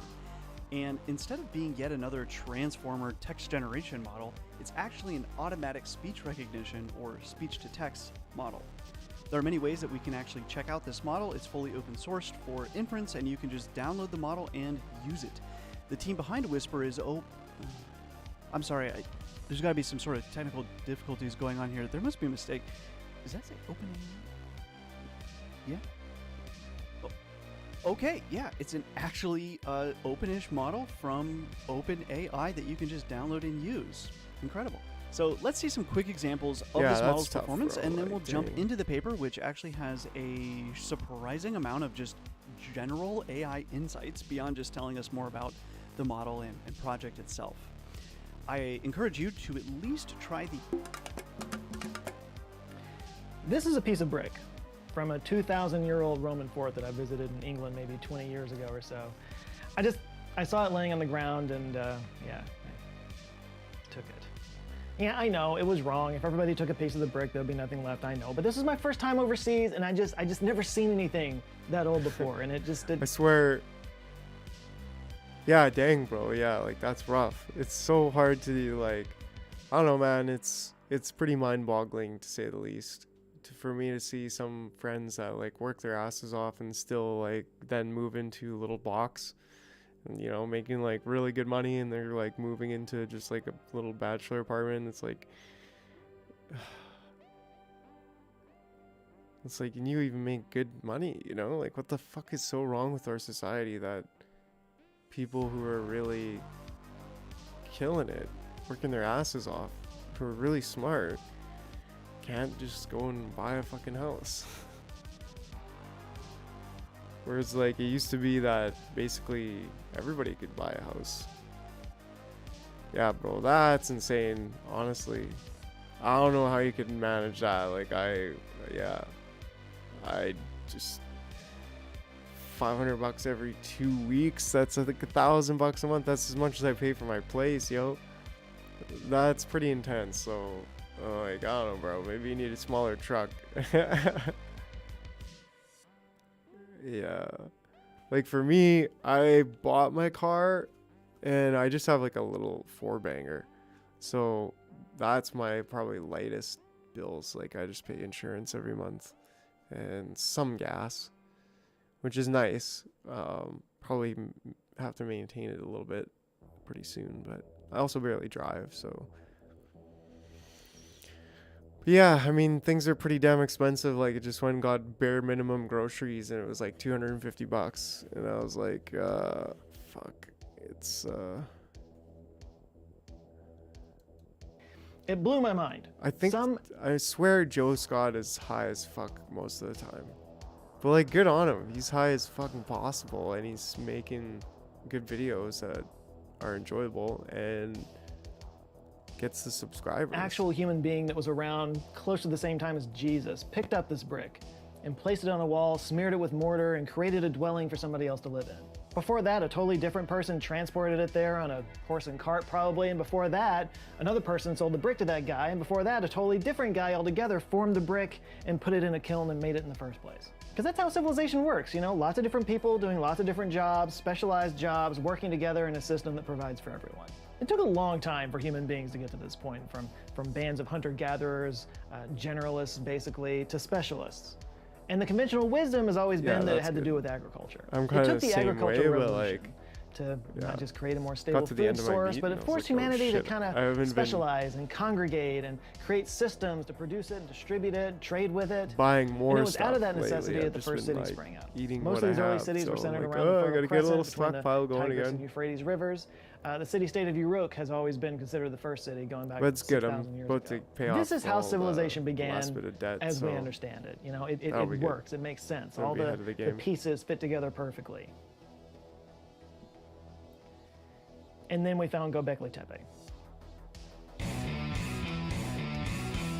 For hundreds of years, the locals of the Anatolia region of Turkey knew of a unique hill in the Gurmus Mountains that rose slowly over the surrounding landscape to a moderate height of about 50 meters. They called this hill Potbelly Hill and used it for sheep pasturing and agriculture. Göbekli Tepe means Potbelly Hill in Turkish. And that's just what it was, a random hill with sheep on it, for thousands of years, until about the 1960s, when it was first examined by a team of anthropologists at the University of Chicago and Istanbul University.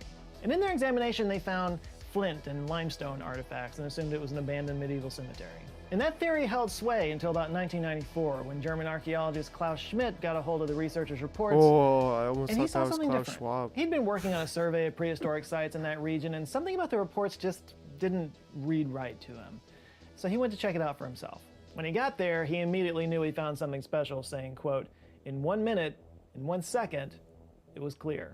What was clear to him was that this was no mere cemetery, and certainly not something as recent as the Middle Ages. This was something much bigger, and something that probably went back to the Stone Ages. So he returned the next year to do a more extensive search, this time with 5 colleagues, and that's when he discovered a series of megaliths buried just below the ground. Some of them were actually buried so close to the surface that plows had scarred the top of them. And these megaliths would become Schmidt's life work for the next 20 years. But at the time, the team didn't find any signs of actual so settlement cool. there, things like houses, trash pits, cooking hearths, that kind of thing. They did discover evidence of tool use. Yeah, like same here, bro. blades They're and really stone interesting. hammers, In which fact, actually matched artifacts from Brian nearby Forrest sites is that have been releasing dated to a around 9000 Netflix BCE. So they assumed that this site was from roughly that age as well. series, Carbon dating on which the is really structures would cool. later verify that assumption, making Göbekli Tepe twice as old as Stonehenge and the Egyptian pyramids. Like Stonehenge, Göbekli Tepe's structure includes circles of T-shaped limestone pillars, many of them featuring etchings of animals on them, like birds, foxes, lions, and scorpions. The site's pillars are arranged in circles of 20 meters in diameter. Machu Picchu. And since there's no so- evidence that it was used for Yeah, animal that stuff's domestication so or interesting, farming, man. Like, archaeologists believe that hunter-gatherers may have built it. Definite The thing is, mind though, boggle. this site features archaeological complexity that probably would have been too advanced for hunter-gatherers. A study published in the Cambridge Archaeological Journal in 2020 explored the question of whether or not the site's round enclosures were a cohesive scheme or built without reference to each other. As study co-author and archaeologist Gil Heckley told Hertz at the time, quote, "There is a lot of speculation that the structures were built successively, possibly by different groups of people, and that one was covered up for a while the next one was being built. But there's no evidence that they are not contemporaneous." The researchers used a computer algorithm based on standard deviation mapping to analyze the underlying architecture. No, I don't know what that means. What they found was that three of the enclosures looked like they were designed together in a kind of a triangular geometric pattern. So the site comprises two main layers. Layer 3 is the oldest, made up of large curvilinear enclosures. And it's I don't from know the if you're talking pre-pottery about Neolithic Brian age period around Forrester 8300 to also. 7500 BCE. I think he's Layer the 2 is from the ancient early and middle aliens guy. pre-pottery Neolithic B Steve. periods around 7500 to 6000 BCE. It features smaller I love rectangular his videos. structures with They're lined so plaster interesting. floors all Like, crowded yeah, he's together gone with to shared like all walls. these And places. the evidence shows that Layer 3's enclosures experienced a series of backfilling long events, indicating skulls. that maybe they were intentionally buried. This has actually been a major component of the study's But theories he doesn't around the say history of like Göbekli Tepe. aliens. Because the structure's I mean, he center doesn't points say form an it. But almost perfect triangle. Oh, with yeah, sides okay, measuring 19 yeah. meters in length. He's on Twitter, So yeah, the too. big question is: did the original builders build one enclosure first and then plan the other two based on it to create a triangle, or did different groups come along later on and build them over time? According to archaeologist Anna the Belford aliens Cohen, who guy. full disclosure was not part of the study, quote, "It's more likely that there were many different groups that considered this entire area sacred and converged on it to erect these enclosures, rather than a single group that went crazy and just constructed these complexes day and night." So maybe the biggest question is, who were these people and what were they doing there? Was it a settlement or a city of some kind? Well, Schmidt didn't think so because there's so few like residential buildings in the area, and there's not much evidence that George the land around it had been cultivated very much. Sucko- Instead, he believed that it was a sanctuary, Giorgio, and maybe like, a yeah, I regional mean- pilgrimage center where people gather. No to wonder perform you don't religious remember rites. his name. Now, the site does contain a lot of butchered animal I bones, can't which can may be even- evidence I that don't they even were know. feeding large numbers Gee, of people, or it might Gat? be evidence that Just there call were him animal Gat, the alien guy. The more recent evidence shows that Schmidt may have been wrong about that. In fact, the site may have been supporting a semi-sedentary Yeah, he's- population from the he's beginning, got some- and it was kind of found by accident. Got some stuff on Schmidt there. actually died in 2014, and once he died, the site kind of became a bit of a tourist attraction. So they decided to put up some shading with the giant fabric canopy so that people can Yeah, go that's there and not be pretty beaten close. down by the sun. So to do so, they had to build a deep hole down into the yeah, earth to create a it's up foundation for there. the canopy. They were digging way deeper But than they ever anyways, dug before, like all the way down aliens to guy. bedrock.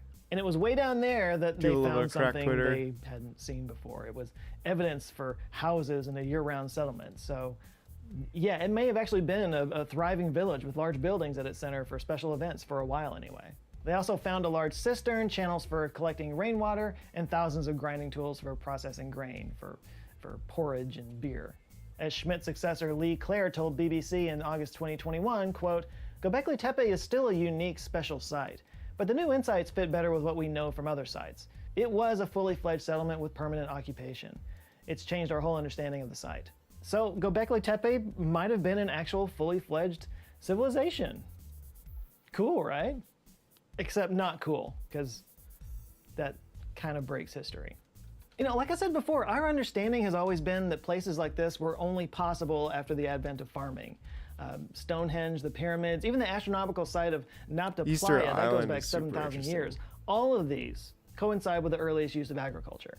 Göbekli Tepe may go back even as far as 15,000 years.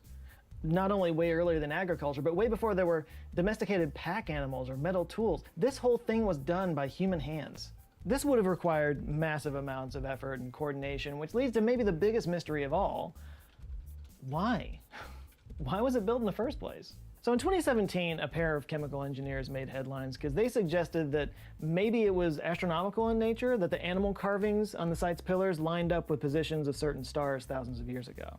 One of their more saucy claims is that the vulture stone that's carved on Pillar 43 is actually a date stamp for a comet strike 13,000 years ago. As the study's lead author Martin Sweatman said in a press release, quote, "It appears Göbekli Tepe was, among other things, an observatory for monitoring the night sky. One of its pillars seemed to have served as a memorial to this devastating event. Probably the worst day in history since the end of the Ice Age." Man, this some idea cool shit. isn't shared by everyone. The archaeologists on the ground weren't buying it. They said this, quote, "It is highly unlikely that early Neolithic hunters in Upper Mesopotamia recognized the exact same celestial constellations as described by ancient Egyptian, Arabian, and Greek scholars, which still populate our imagination today." Just to be clear, I don't think that they're suggesting that the positions of the stars would have changed in that time, because they wouldn't have, not significantly anyway. But they are suggesting that the people back then probably wouldn't have seen the same symbols in the sky that later civilizations would have seen. Yeah, keep in mind, the Greeks thought this was a bear. So, yeah. Interpretations change. Now, maybe even more mind-blowing is that Göbekli Tepe was just the beginning. Turkish archaeologists working in that area found dozens of similar hilltop sites, all of them with the T-shaped pillars, and all of them dating from around the same time period. And in fact, some of these other sites show evidence that people were starting to experiment with domesticating animals and cultivating plants. So some actually believe that the Göbekli Tepe site might have been sort of a last-ditch effort by a hunter-gatherer society to hang on to their vanishing lifestyle. Yeah, they're just the heads. That's what I was like, man. To adapt as new technology takes hold. It just blows my mind. What must that be? And one piece of evidence that supports that Man, theory is I really that like this some one, of actually, Göbekli Tepe's dude. stone It's carvings good. feature animals that you Something wouldn't really have good seen about this. in that area at the I time. can't see the video And Dr. either. I'm Claire said, cracking quote, out on Twitter. "They're more than just pictures. They're narratives, which are very important in keeping But I groups got caught together up, and creating so a shared it's- identity." So now we know that Göbekli Tepe wasn't alone, but now we have reason to believe that it wasn't even the oldest. There's actually a site called Banguklu Tarla in southeastern Turkey that resembles some of the discoveries that were found at Göbekli Tepe, but it could be as much as 1,000 years older than Göbekli. Located 300 kilometers east That's of so Göbekli, Banguklu interesting, Tarla's man, excavations of unearthed houses, private and public buildings, 130 still- skeletons, and more than 100,000 beads. Karhan Tepe is hard about 40 to kilometers know. from Göbekli Tepe and is considered its sister site. Findings suggest that it was active during the pre-pottery Yeah, me Neolithic neither, period, and it's got a lot of similarities to Göbekli's Layer 2. These include 266 T-shaped pillars and animal reliefs depicting birds, gazelles, insects, rabbits, and snakes. This site also includes circular homes and ceremonial structures. One worth pointing out has 11 giant phalluses watched over by a bearded head with a serpent's body. Like you do. Now, unlike Göbekli Tepe, there's a lot of depictions of humans at Karhan Tepe, and some people think that this might indicate that they began to see themselves as distinct from the animal world. Karhan Tepe was intentionally buried and abandoned over time, which seems to be a common fate for a lot of these Turkish sites for reasons that we may never know. But before I close this thing Why out, I feel like if we're buried? going to talk about That's- ancient cities, we kind of need to talk about Jericho. You know, Göbekli Tepe gets a lot of attention because it's, you know, sexy and mysterious and everything, but Jericho's been around for almost as long, but it's been continuously inhabited this whole time. Jericho is, in fact, the world's oldest continuously inhabited city. The famous Tower of Jericho is one of the first indications that hunter-gatherers stayed and built a community in the area, and it was built around 12,000 years ago. The exact purpose of the tower has long been debated, but it was built to be seen, and it could have been a gathering place for the community. And it's thought that Jericho transitioned completely to farming around 7,000 years ago. There's evidence there that people grew barley, chickpeas, lentils, and wheat. They also domesticated goats and sheep. The city was also located right next to a huge spring, making it an ideal place to live for a long time. So Jericho was able to adapt with the times and transition to new technologies and new societies, new religions even. But they're the exception to the rule. Most ancient cities eventually fall and crumble under the weight of time. And I'm sure there are many other ancient cities yet to be found. Fully fledged civilizations, completely sure of their superiority and their place at the center of a universe that was created just for them. It looks so People small. who couldn't There's no possibly way this imagine is. that their great cities and ceremonial places could ever be forgotten to history. Oh, I'd probably And have yet here we to. are. I guess you could say that feeling timeless is timeless.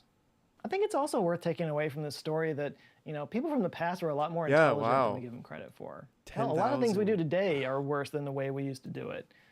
Like shaving, for example. Today, pretty much everybody uses these cartridge blades. Like, you're almost Hey, forced to use get outta these. here Go to a with your- grocery store. It's pretty much all you see. But don't you think it's interesting how all the shaving companies defaulted to this design? It's not because it makes them... You got me. You got me. Oh, this would be interesting. But let's look at Jericho for a second.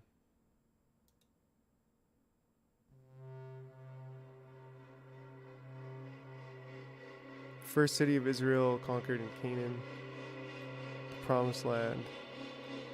After the Israelites marched around the city for 7 days, its walls fell as the priests blew ram's horns and the Israelites shouted at Joshua's command. Wow. Yeah, that's the ancient city of Jericho. It's so trippy, man. Looking at this shit, you know what I'm saying? Like, just cruising.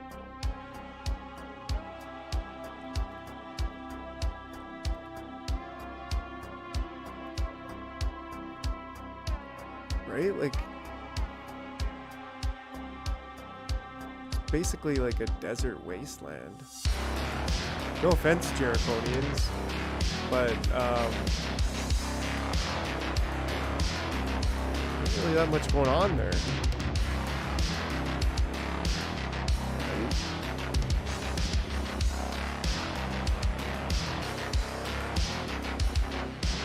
Let's drive frick over here.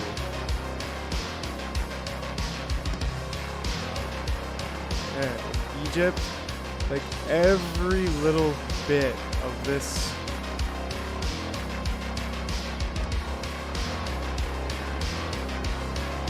yeah, maybe. I mean, dang, bro. I definitely, it's a possibility. It's definitely something I tweaked about, you know. But man, like, did you see, like, literally every possible square inch of the Nile Delta is completely inhabited. Completely being farmed. Like, every little square inch of this entire thing is being occupied by people. Which is just so trippy to think about. And like, even this, like, holy smokes. Look at how much they have. And then somehow it just like suddenly turns to like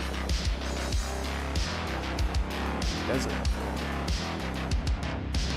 It's so cool, man. But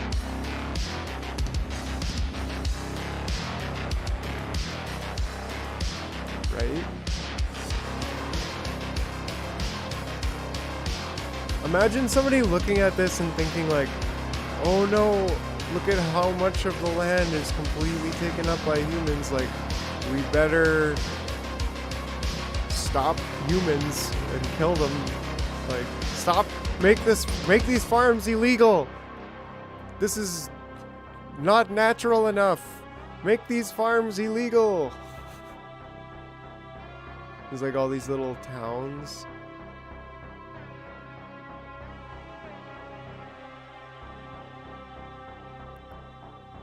It's so intense. And then Cairo, like main Egypt town. So intense. And there's just tons of people there. Like, what's the population of Jericho right now? Like, not Jericho, Vermont, Jericho City. Not Jericho, New York. Probably, here we go. What? 20,000 people? So how come Jericho, the oldest city ever, only has 20,000 people? But Manhattan, that's been built like in the last 200 years, has like millions of people. It's trippy to think about. Like, obviously way different socioeconomic happenings.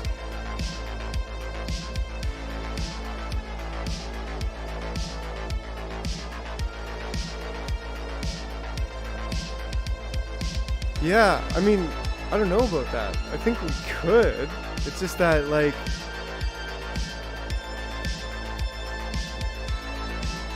the amount of work that it would take would be like so incredible. I mean, it would probably be like how much.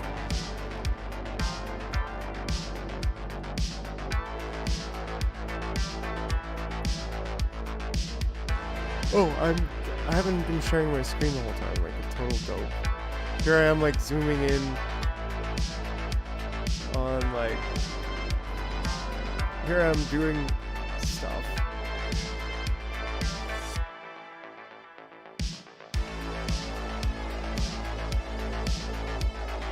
Yeah, like $5 billion. Like, I think it could be done, man, honestly. It would definitely be able to be done today. It's just that nobody would do that. Like, who's gonna pay $5 billion to make a pyramid that literally can't accept guests? It's not a hotel. It can't, you know what I mean? It's like, that's a sizable chunk of economy, $5 billion. GDP is only like 10 trillion or something per year. No, it's more than that.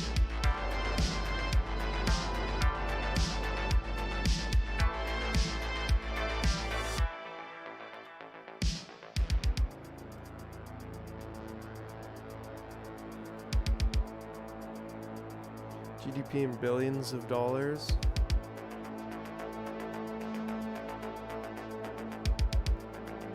Somehow sounds useless. Yeah, exactly. Like, the pyramids would be useless today. So that's really what's mind-boggling. It's not that we couldn't build them today, because we could, I'm sure. It would just take so much resources that people would be like, why am I paying this amount of money? For what?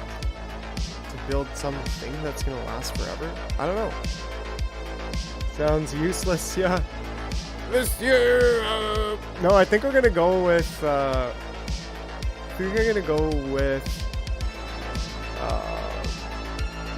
perfume. Right? Like, Elon Musk's dropping a perfume. I'll drop a perfume too. Will be boring brand maple syrup scent perfume. It's mostly just water and there's a little bit of maple syrup in there, and that's about it. People seem to not really like being sticky, but you know, you smell good at least for a little while. Be careful if you have wasps around, because they'll come and, you know, wasps like maple syrup. So, the scent of musk. Yeah, well, Musk's perfume was burnt hair brand. Yeah, GDP being like, I don't know, 87 trillion? $87 trillion. It wouldn't take that much to build it. Out of like the global GDP, it could be done, but who would do that? And that's the thing. It's like GDP wasn't $87 billion or $87 trillion like years ago. It was a lot less. So like the time when they were being made, it would have almost taken like all of their effort for the entire town for like years and years and years. So, I don't know. It is trippy to think like, how do they build this stuff? Well, my friends, it's safe and effective. In part 2, we're going to talk about some research about adverse effects of the thingamajiggy that you know what I'm talking about. And I think it's now we're at a place in society where hopefully YouTube and some of the other platforms where this will be posted will not wipe me from the internet for at least talking about articles that are being published now in peer-reviewed academic journals. One article that we're going to talk about here was published in none other than the Trends in Molecular Medicine. The title here is Adverse Effects of COVID-19 mRNA Labor is Vaccines. cheap. Yeah. A Well, that's the Spike thing is it was Hypothesis. actually This is expensive. so important, and I know it for was some of you actually this more conversation is like expensive. beating a dead horse, but for a lot of you it's not, because the holidays are coming up. You're going to be getting questions from your friends and your family members around the Thanksgiving and Christmas table about why you didn't get the new bivalent booster, little Johnny. Why didn't you vaccinate your 5-year-old? These are questions that are going to come up. And so I'm trying to arm you with information that was considered hitherto a conspiracy theory. Because now And it's like, now it might be like, what, 1%? Not even 1%. That's the wrong program. So if there's 87,000 billions, that's what, like, let's go high and say it's $12 billion divided by 87 trillion. It's like not even a fraction of a percent of what we're capable of doing in a year.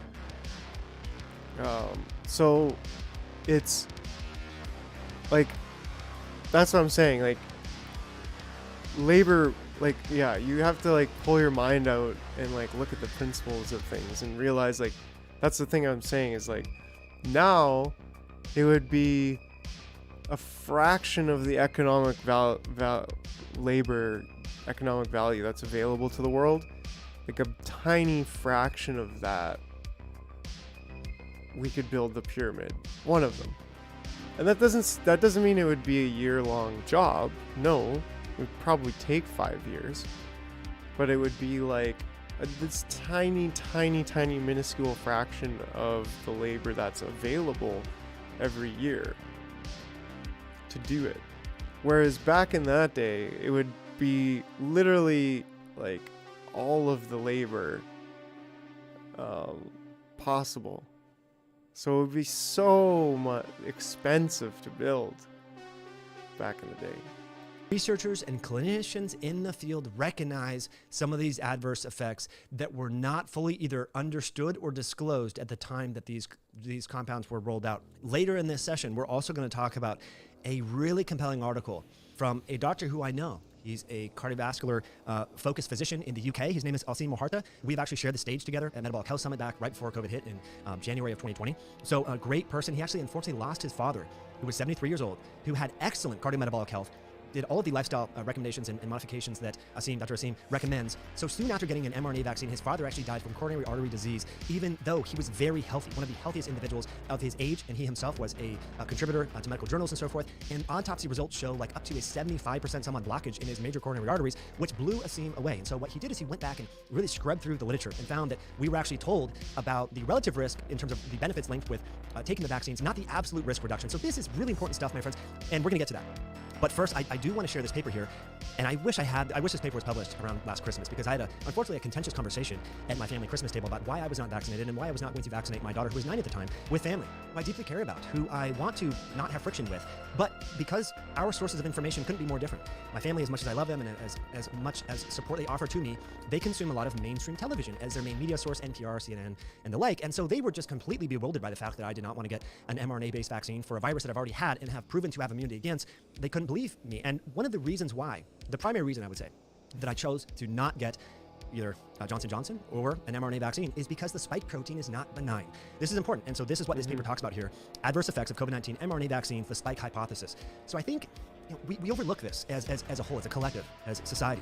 The individuals who created the vaccine technology, which, look, this is pretty interesting technology, right? You're getting a precursor to a protein, your own cells make the protein, but it turns out, I think they picked the wrong protein. The spike protein is how, as you know, SARS-CoV-2 enters into your cells. It's basically like the Trojan horse. Remember, viruses are intracellular obligate parasites. They get into your cells, they borrow your own machinery to their own benefit, they replicate, and they move on to other cells and infect adjacent cells. Well, part of that process is mediated by the spike protein, which is not benign.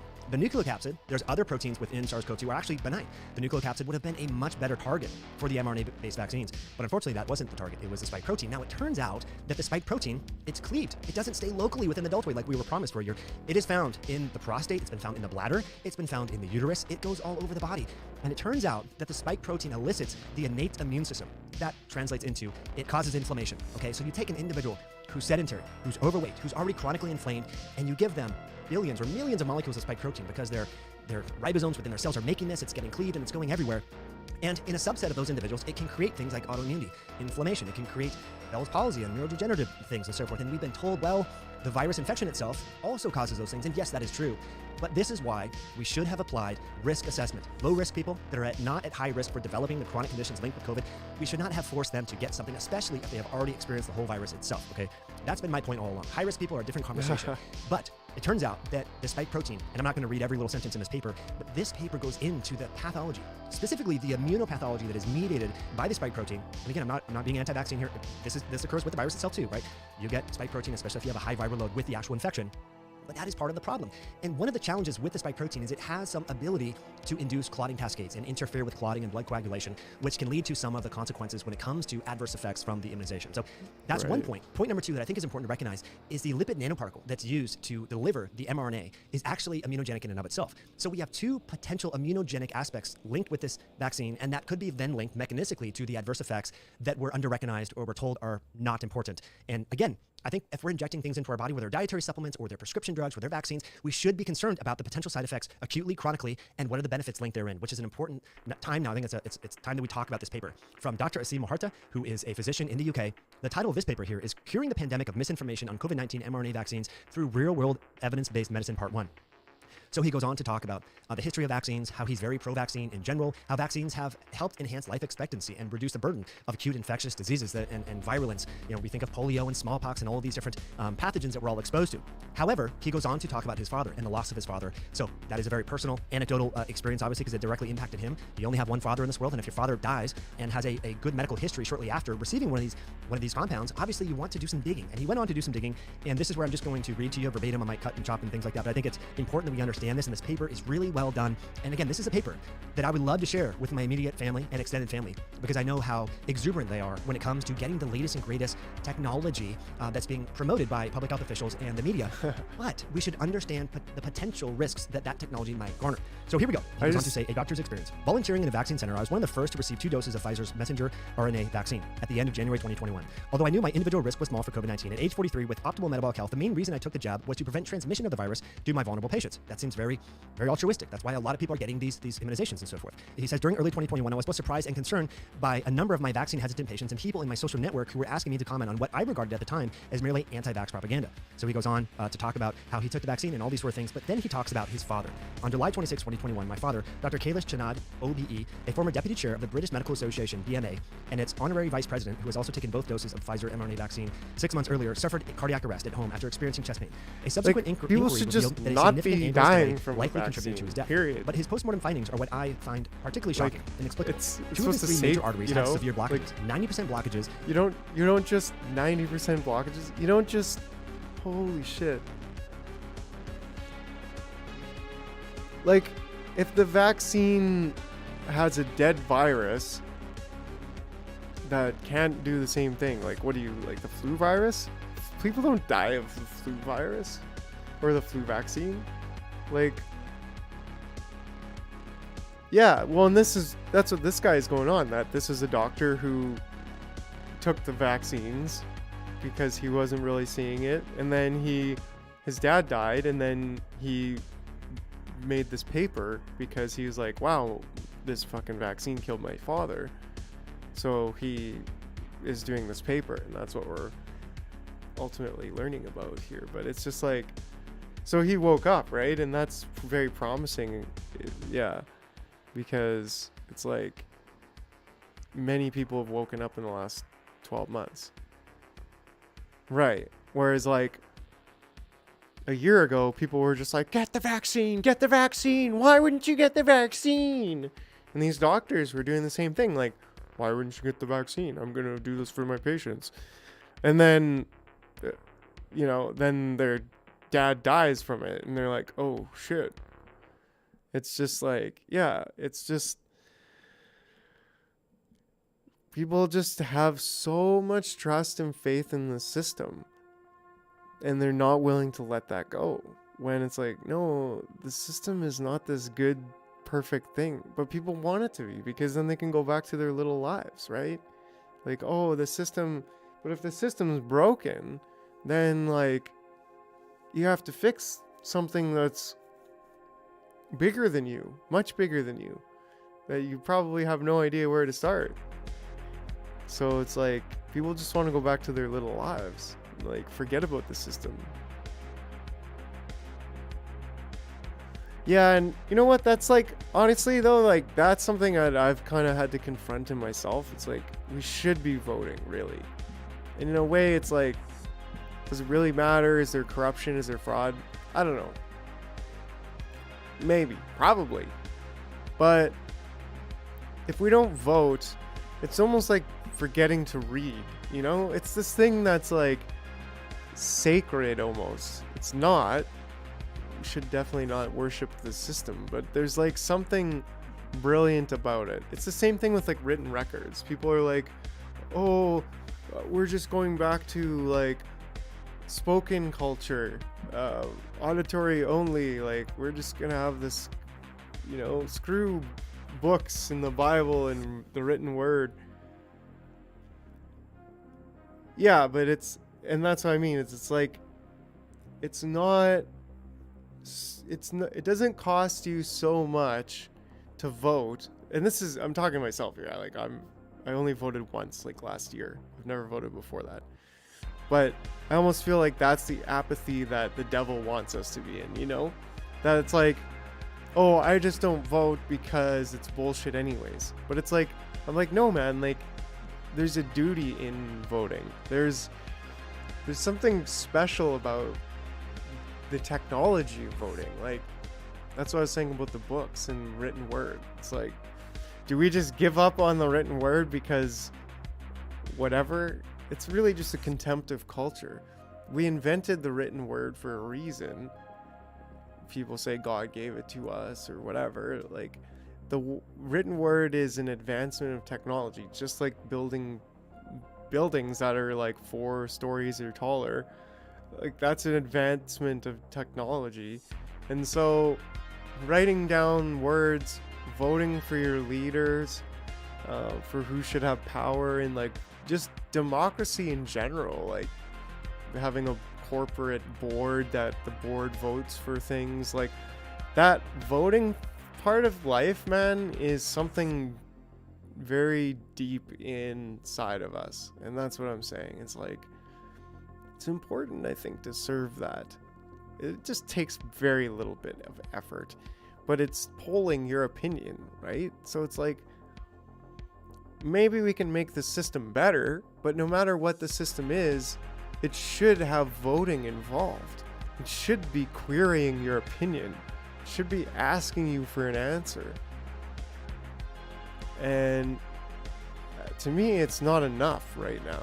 Like, the amount of answers that it's asking, the system asks us for, is not enough. So we need to create a new system that's like built off blockchain, that is private, that is secure, and that we can do votes for smaller things. Like, we already have DAOs that can hold money on the blockchain that can't be released from the DAO unless certain parameters are hit. Right, but like, it's almost in his left anterior descending artery and a 75% blockage in his... It's almost like, I'm saying, it's almost like a sacred duty that you go in and vote. I mean, it's bullshit, don't get me wrong. But like, and it's definitely not sacred, but it's like, if you were to just do that, then at least you can say that you're like trying in some small and basic way, and you're like respecting yourself for doing that. Even if it's bullshit, even if it doesn't matter, you're still like walking the walk. And we can fix it so it does matter, and you know, but I don't know. It's bullshit what I'm saying right now, but maybe there's some truth in it. Given that he was extremely fit and active, a 73-year-old man, having walked an average of 10 to 15,000 steps a day during COVID, this was a shock to everyone who knew him, but most of all to me. I knew his medical history and lifestyle habits in great detail. My father, who had been a keen sportsman all his life, was fitter than the overwhelming majority of men his age. Since the previous heart scans a few years earlier had revealed no significant problems with perfect blood flow throughout his arteries and only mild furring, he had quit sugar, lost belly fat, reduced the dose of his blood pressure pills, started regular meditation, reversed his prediabetes, and even massively dropped his blood triglycerides, a significant improving in his cholesterol profile. I couldn't explain his postmortem findings, especially as there was no evidence of an actual heart attack, but with severe blockages. And so he goes on to talk about how he starts to review. Yeah, so maybe that will backfire on them because then here, the title of this they'll section be is like questioning betrayed. I recall the by the cardiologist colleague of mine NDP. informing me, to my astonishment at the time, that he had made a decision not to take the vaccine for a number of reasons, including his personal low-grade background COVID-19 risk. That seems very reasonable. But again, at the time, you would have considered an anti-vaxxer if you held that position, which is complete, I think, propaganda. And so he talks about relative versus absolute risk. And again, hopefully YouTube doesn't get mad at me for sharing this because this is actually published in the data. Okay. So he talks about how Rochelle Walensky was very surprised when even she heard, now she's a director of the CDC, but when she was working for, I think, Mass General at the time, when she heard on CNN that the efficacy of the vaccines were 95% effective, meaning that out of 100 people that got them, 95% would not transmit or contract the virus. And we know that not to be true. Now, this might be the important qualification here is differentiating absolute versus relative risk reduction. So it turns out that the trial results suggested that the vaccine was only preventing a person from having a symptomatic positive test, and the absolute risk reduction for this was 0.84%. Meaning less than 1%. That's 0.8%, okay? In other words, if 10,000 people were to have been vaccinated and 10,000 people had not, for every 10,000 people who had been vaccinated in trial 4 would have tested positive with symptoms compared to 88 who were unvaccinated, okay? Even in the unvaccinated group, 9,912 of the 10,000 would have not tested positive during the trial. So this is important, okay? We were told, the world at large was told not about absolute risk reduction, but relative risk reduction within the trial. Well, and he goes on to talk about how the absolute risk reduction figure, 0.84%, is extremely important for doctors and patients to know. But how many of them were told about this at the I time? could kind of No see one. it, Everyone man. said 95%, 95%. We were not told about the differences here between absolute and relative risk. And this is very important because we see this all the time. I was And actually, this is not new. that's This funny. I trend- was actually thinking about that too. So I'm like, man, is it all a fucking puppet show? Or is there actually like some legit culture that's happening in these political buildings? You know, like, I feel like there is some alpha there. Like, there's just something real going on. And it's just the human drama. And so in a way, I'm like, I don't know, man. Like was Trump really? Well, yeah, but that's what I mean. It's like, it's not that simple, right? It's just not that simple. It's not like I'm, denying that. We looked into that, but it's just not that simple. It's not just, oh, he supports Ukraine, so what more is there to it, Oh, settled. It's like, no, man, life isn't that simple. And that's really kind of what I'm saying. It's like, do we even fully appreciate and understand what's going on? Or do we just have like this little bubble, this little flat earth dome fucking over our heads? And, we kind of suppose from our little corner of the world what might be happening or might not. But there's so much more actually going on than almost anybody can really know. And so all we have is what we can see. And that's why I'm like, man, I don't know. I just don't know. Like, God's in charge. There's some kind of bigger picture cosmic force that is puppeting everything in a way. But we also have free will. Yeah, and that's kind of like the drunken, myopic view of things, I guess. Because it's like it could be that, but how do we know? We don't know. We really don't know. Like, what do we know? What do we know? Oh, well, hey. What do we know there, bud? Where's the actual links? Yeah.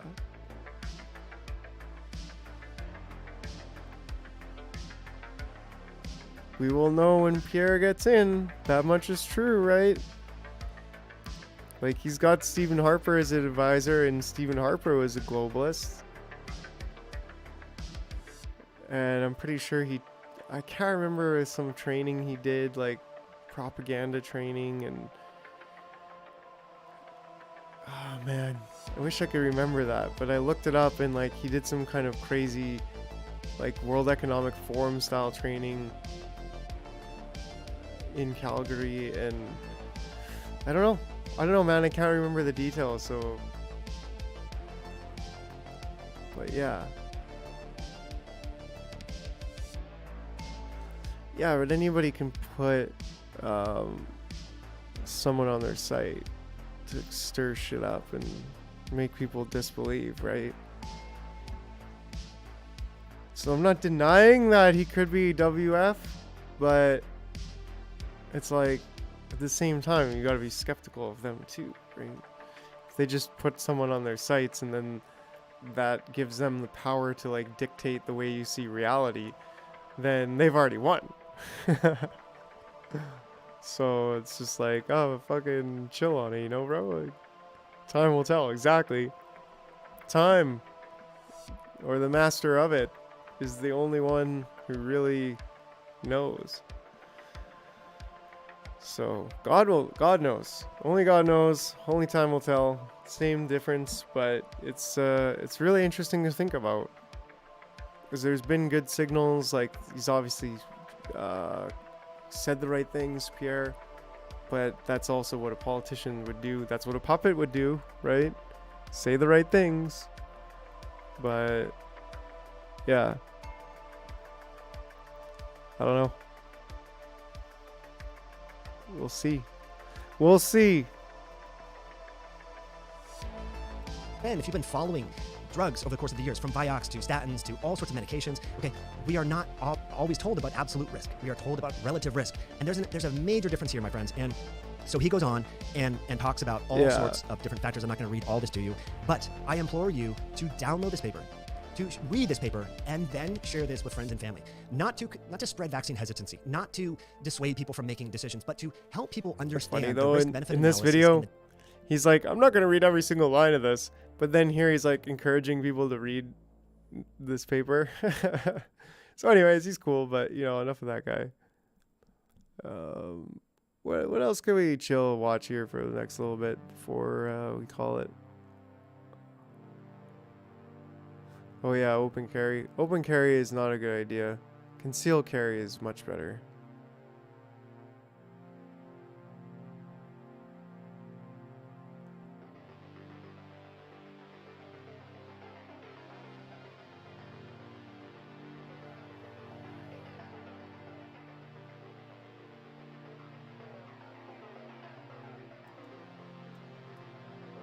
Learn about the anti-routine later. Yeah, bro, you know what? I'll call it to you, actually. I'm gonna shut her down. Have a good night, bro. Gonna have an early night. Get a lot of rest. Be refreshed for tomorrow. It's gonna be the good idea. You'll see tomorrow. Like I said, I'll probably come on a bit later. 9:30, maybe 10 o'clock my time. Yeah. But I'll be on. We'll start writing the next episode. We'll get the live stream document done.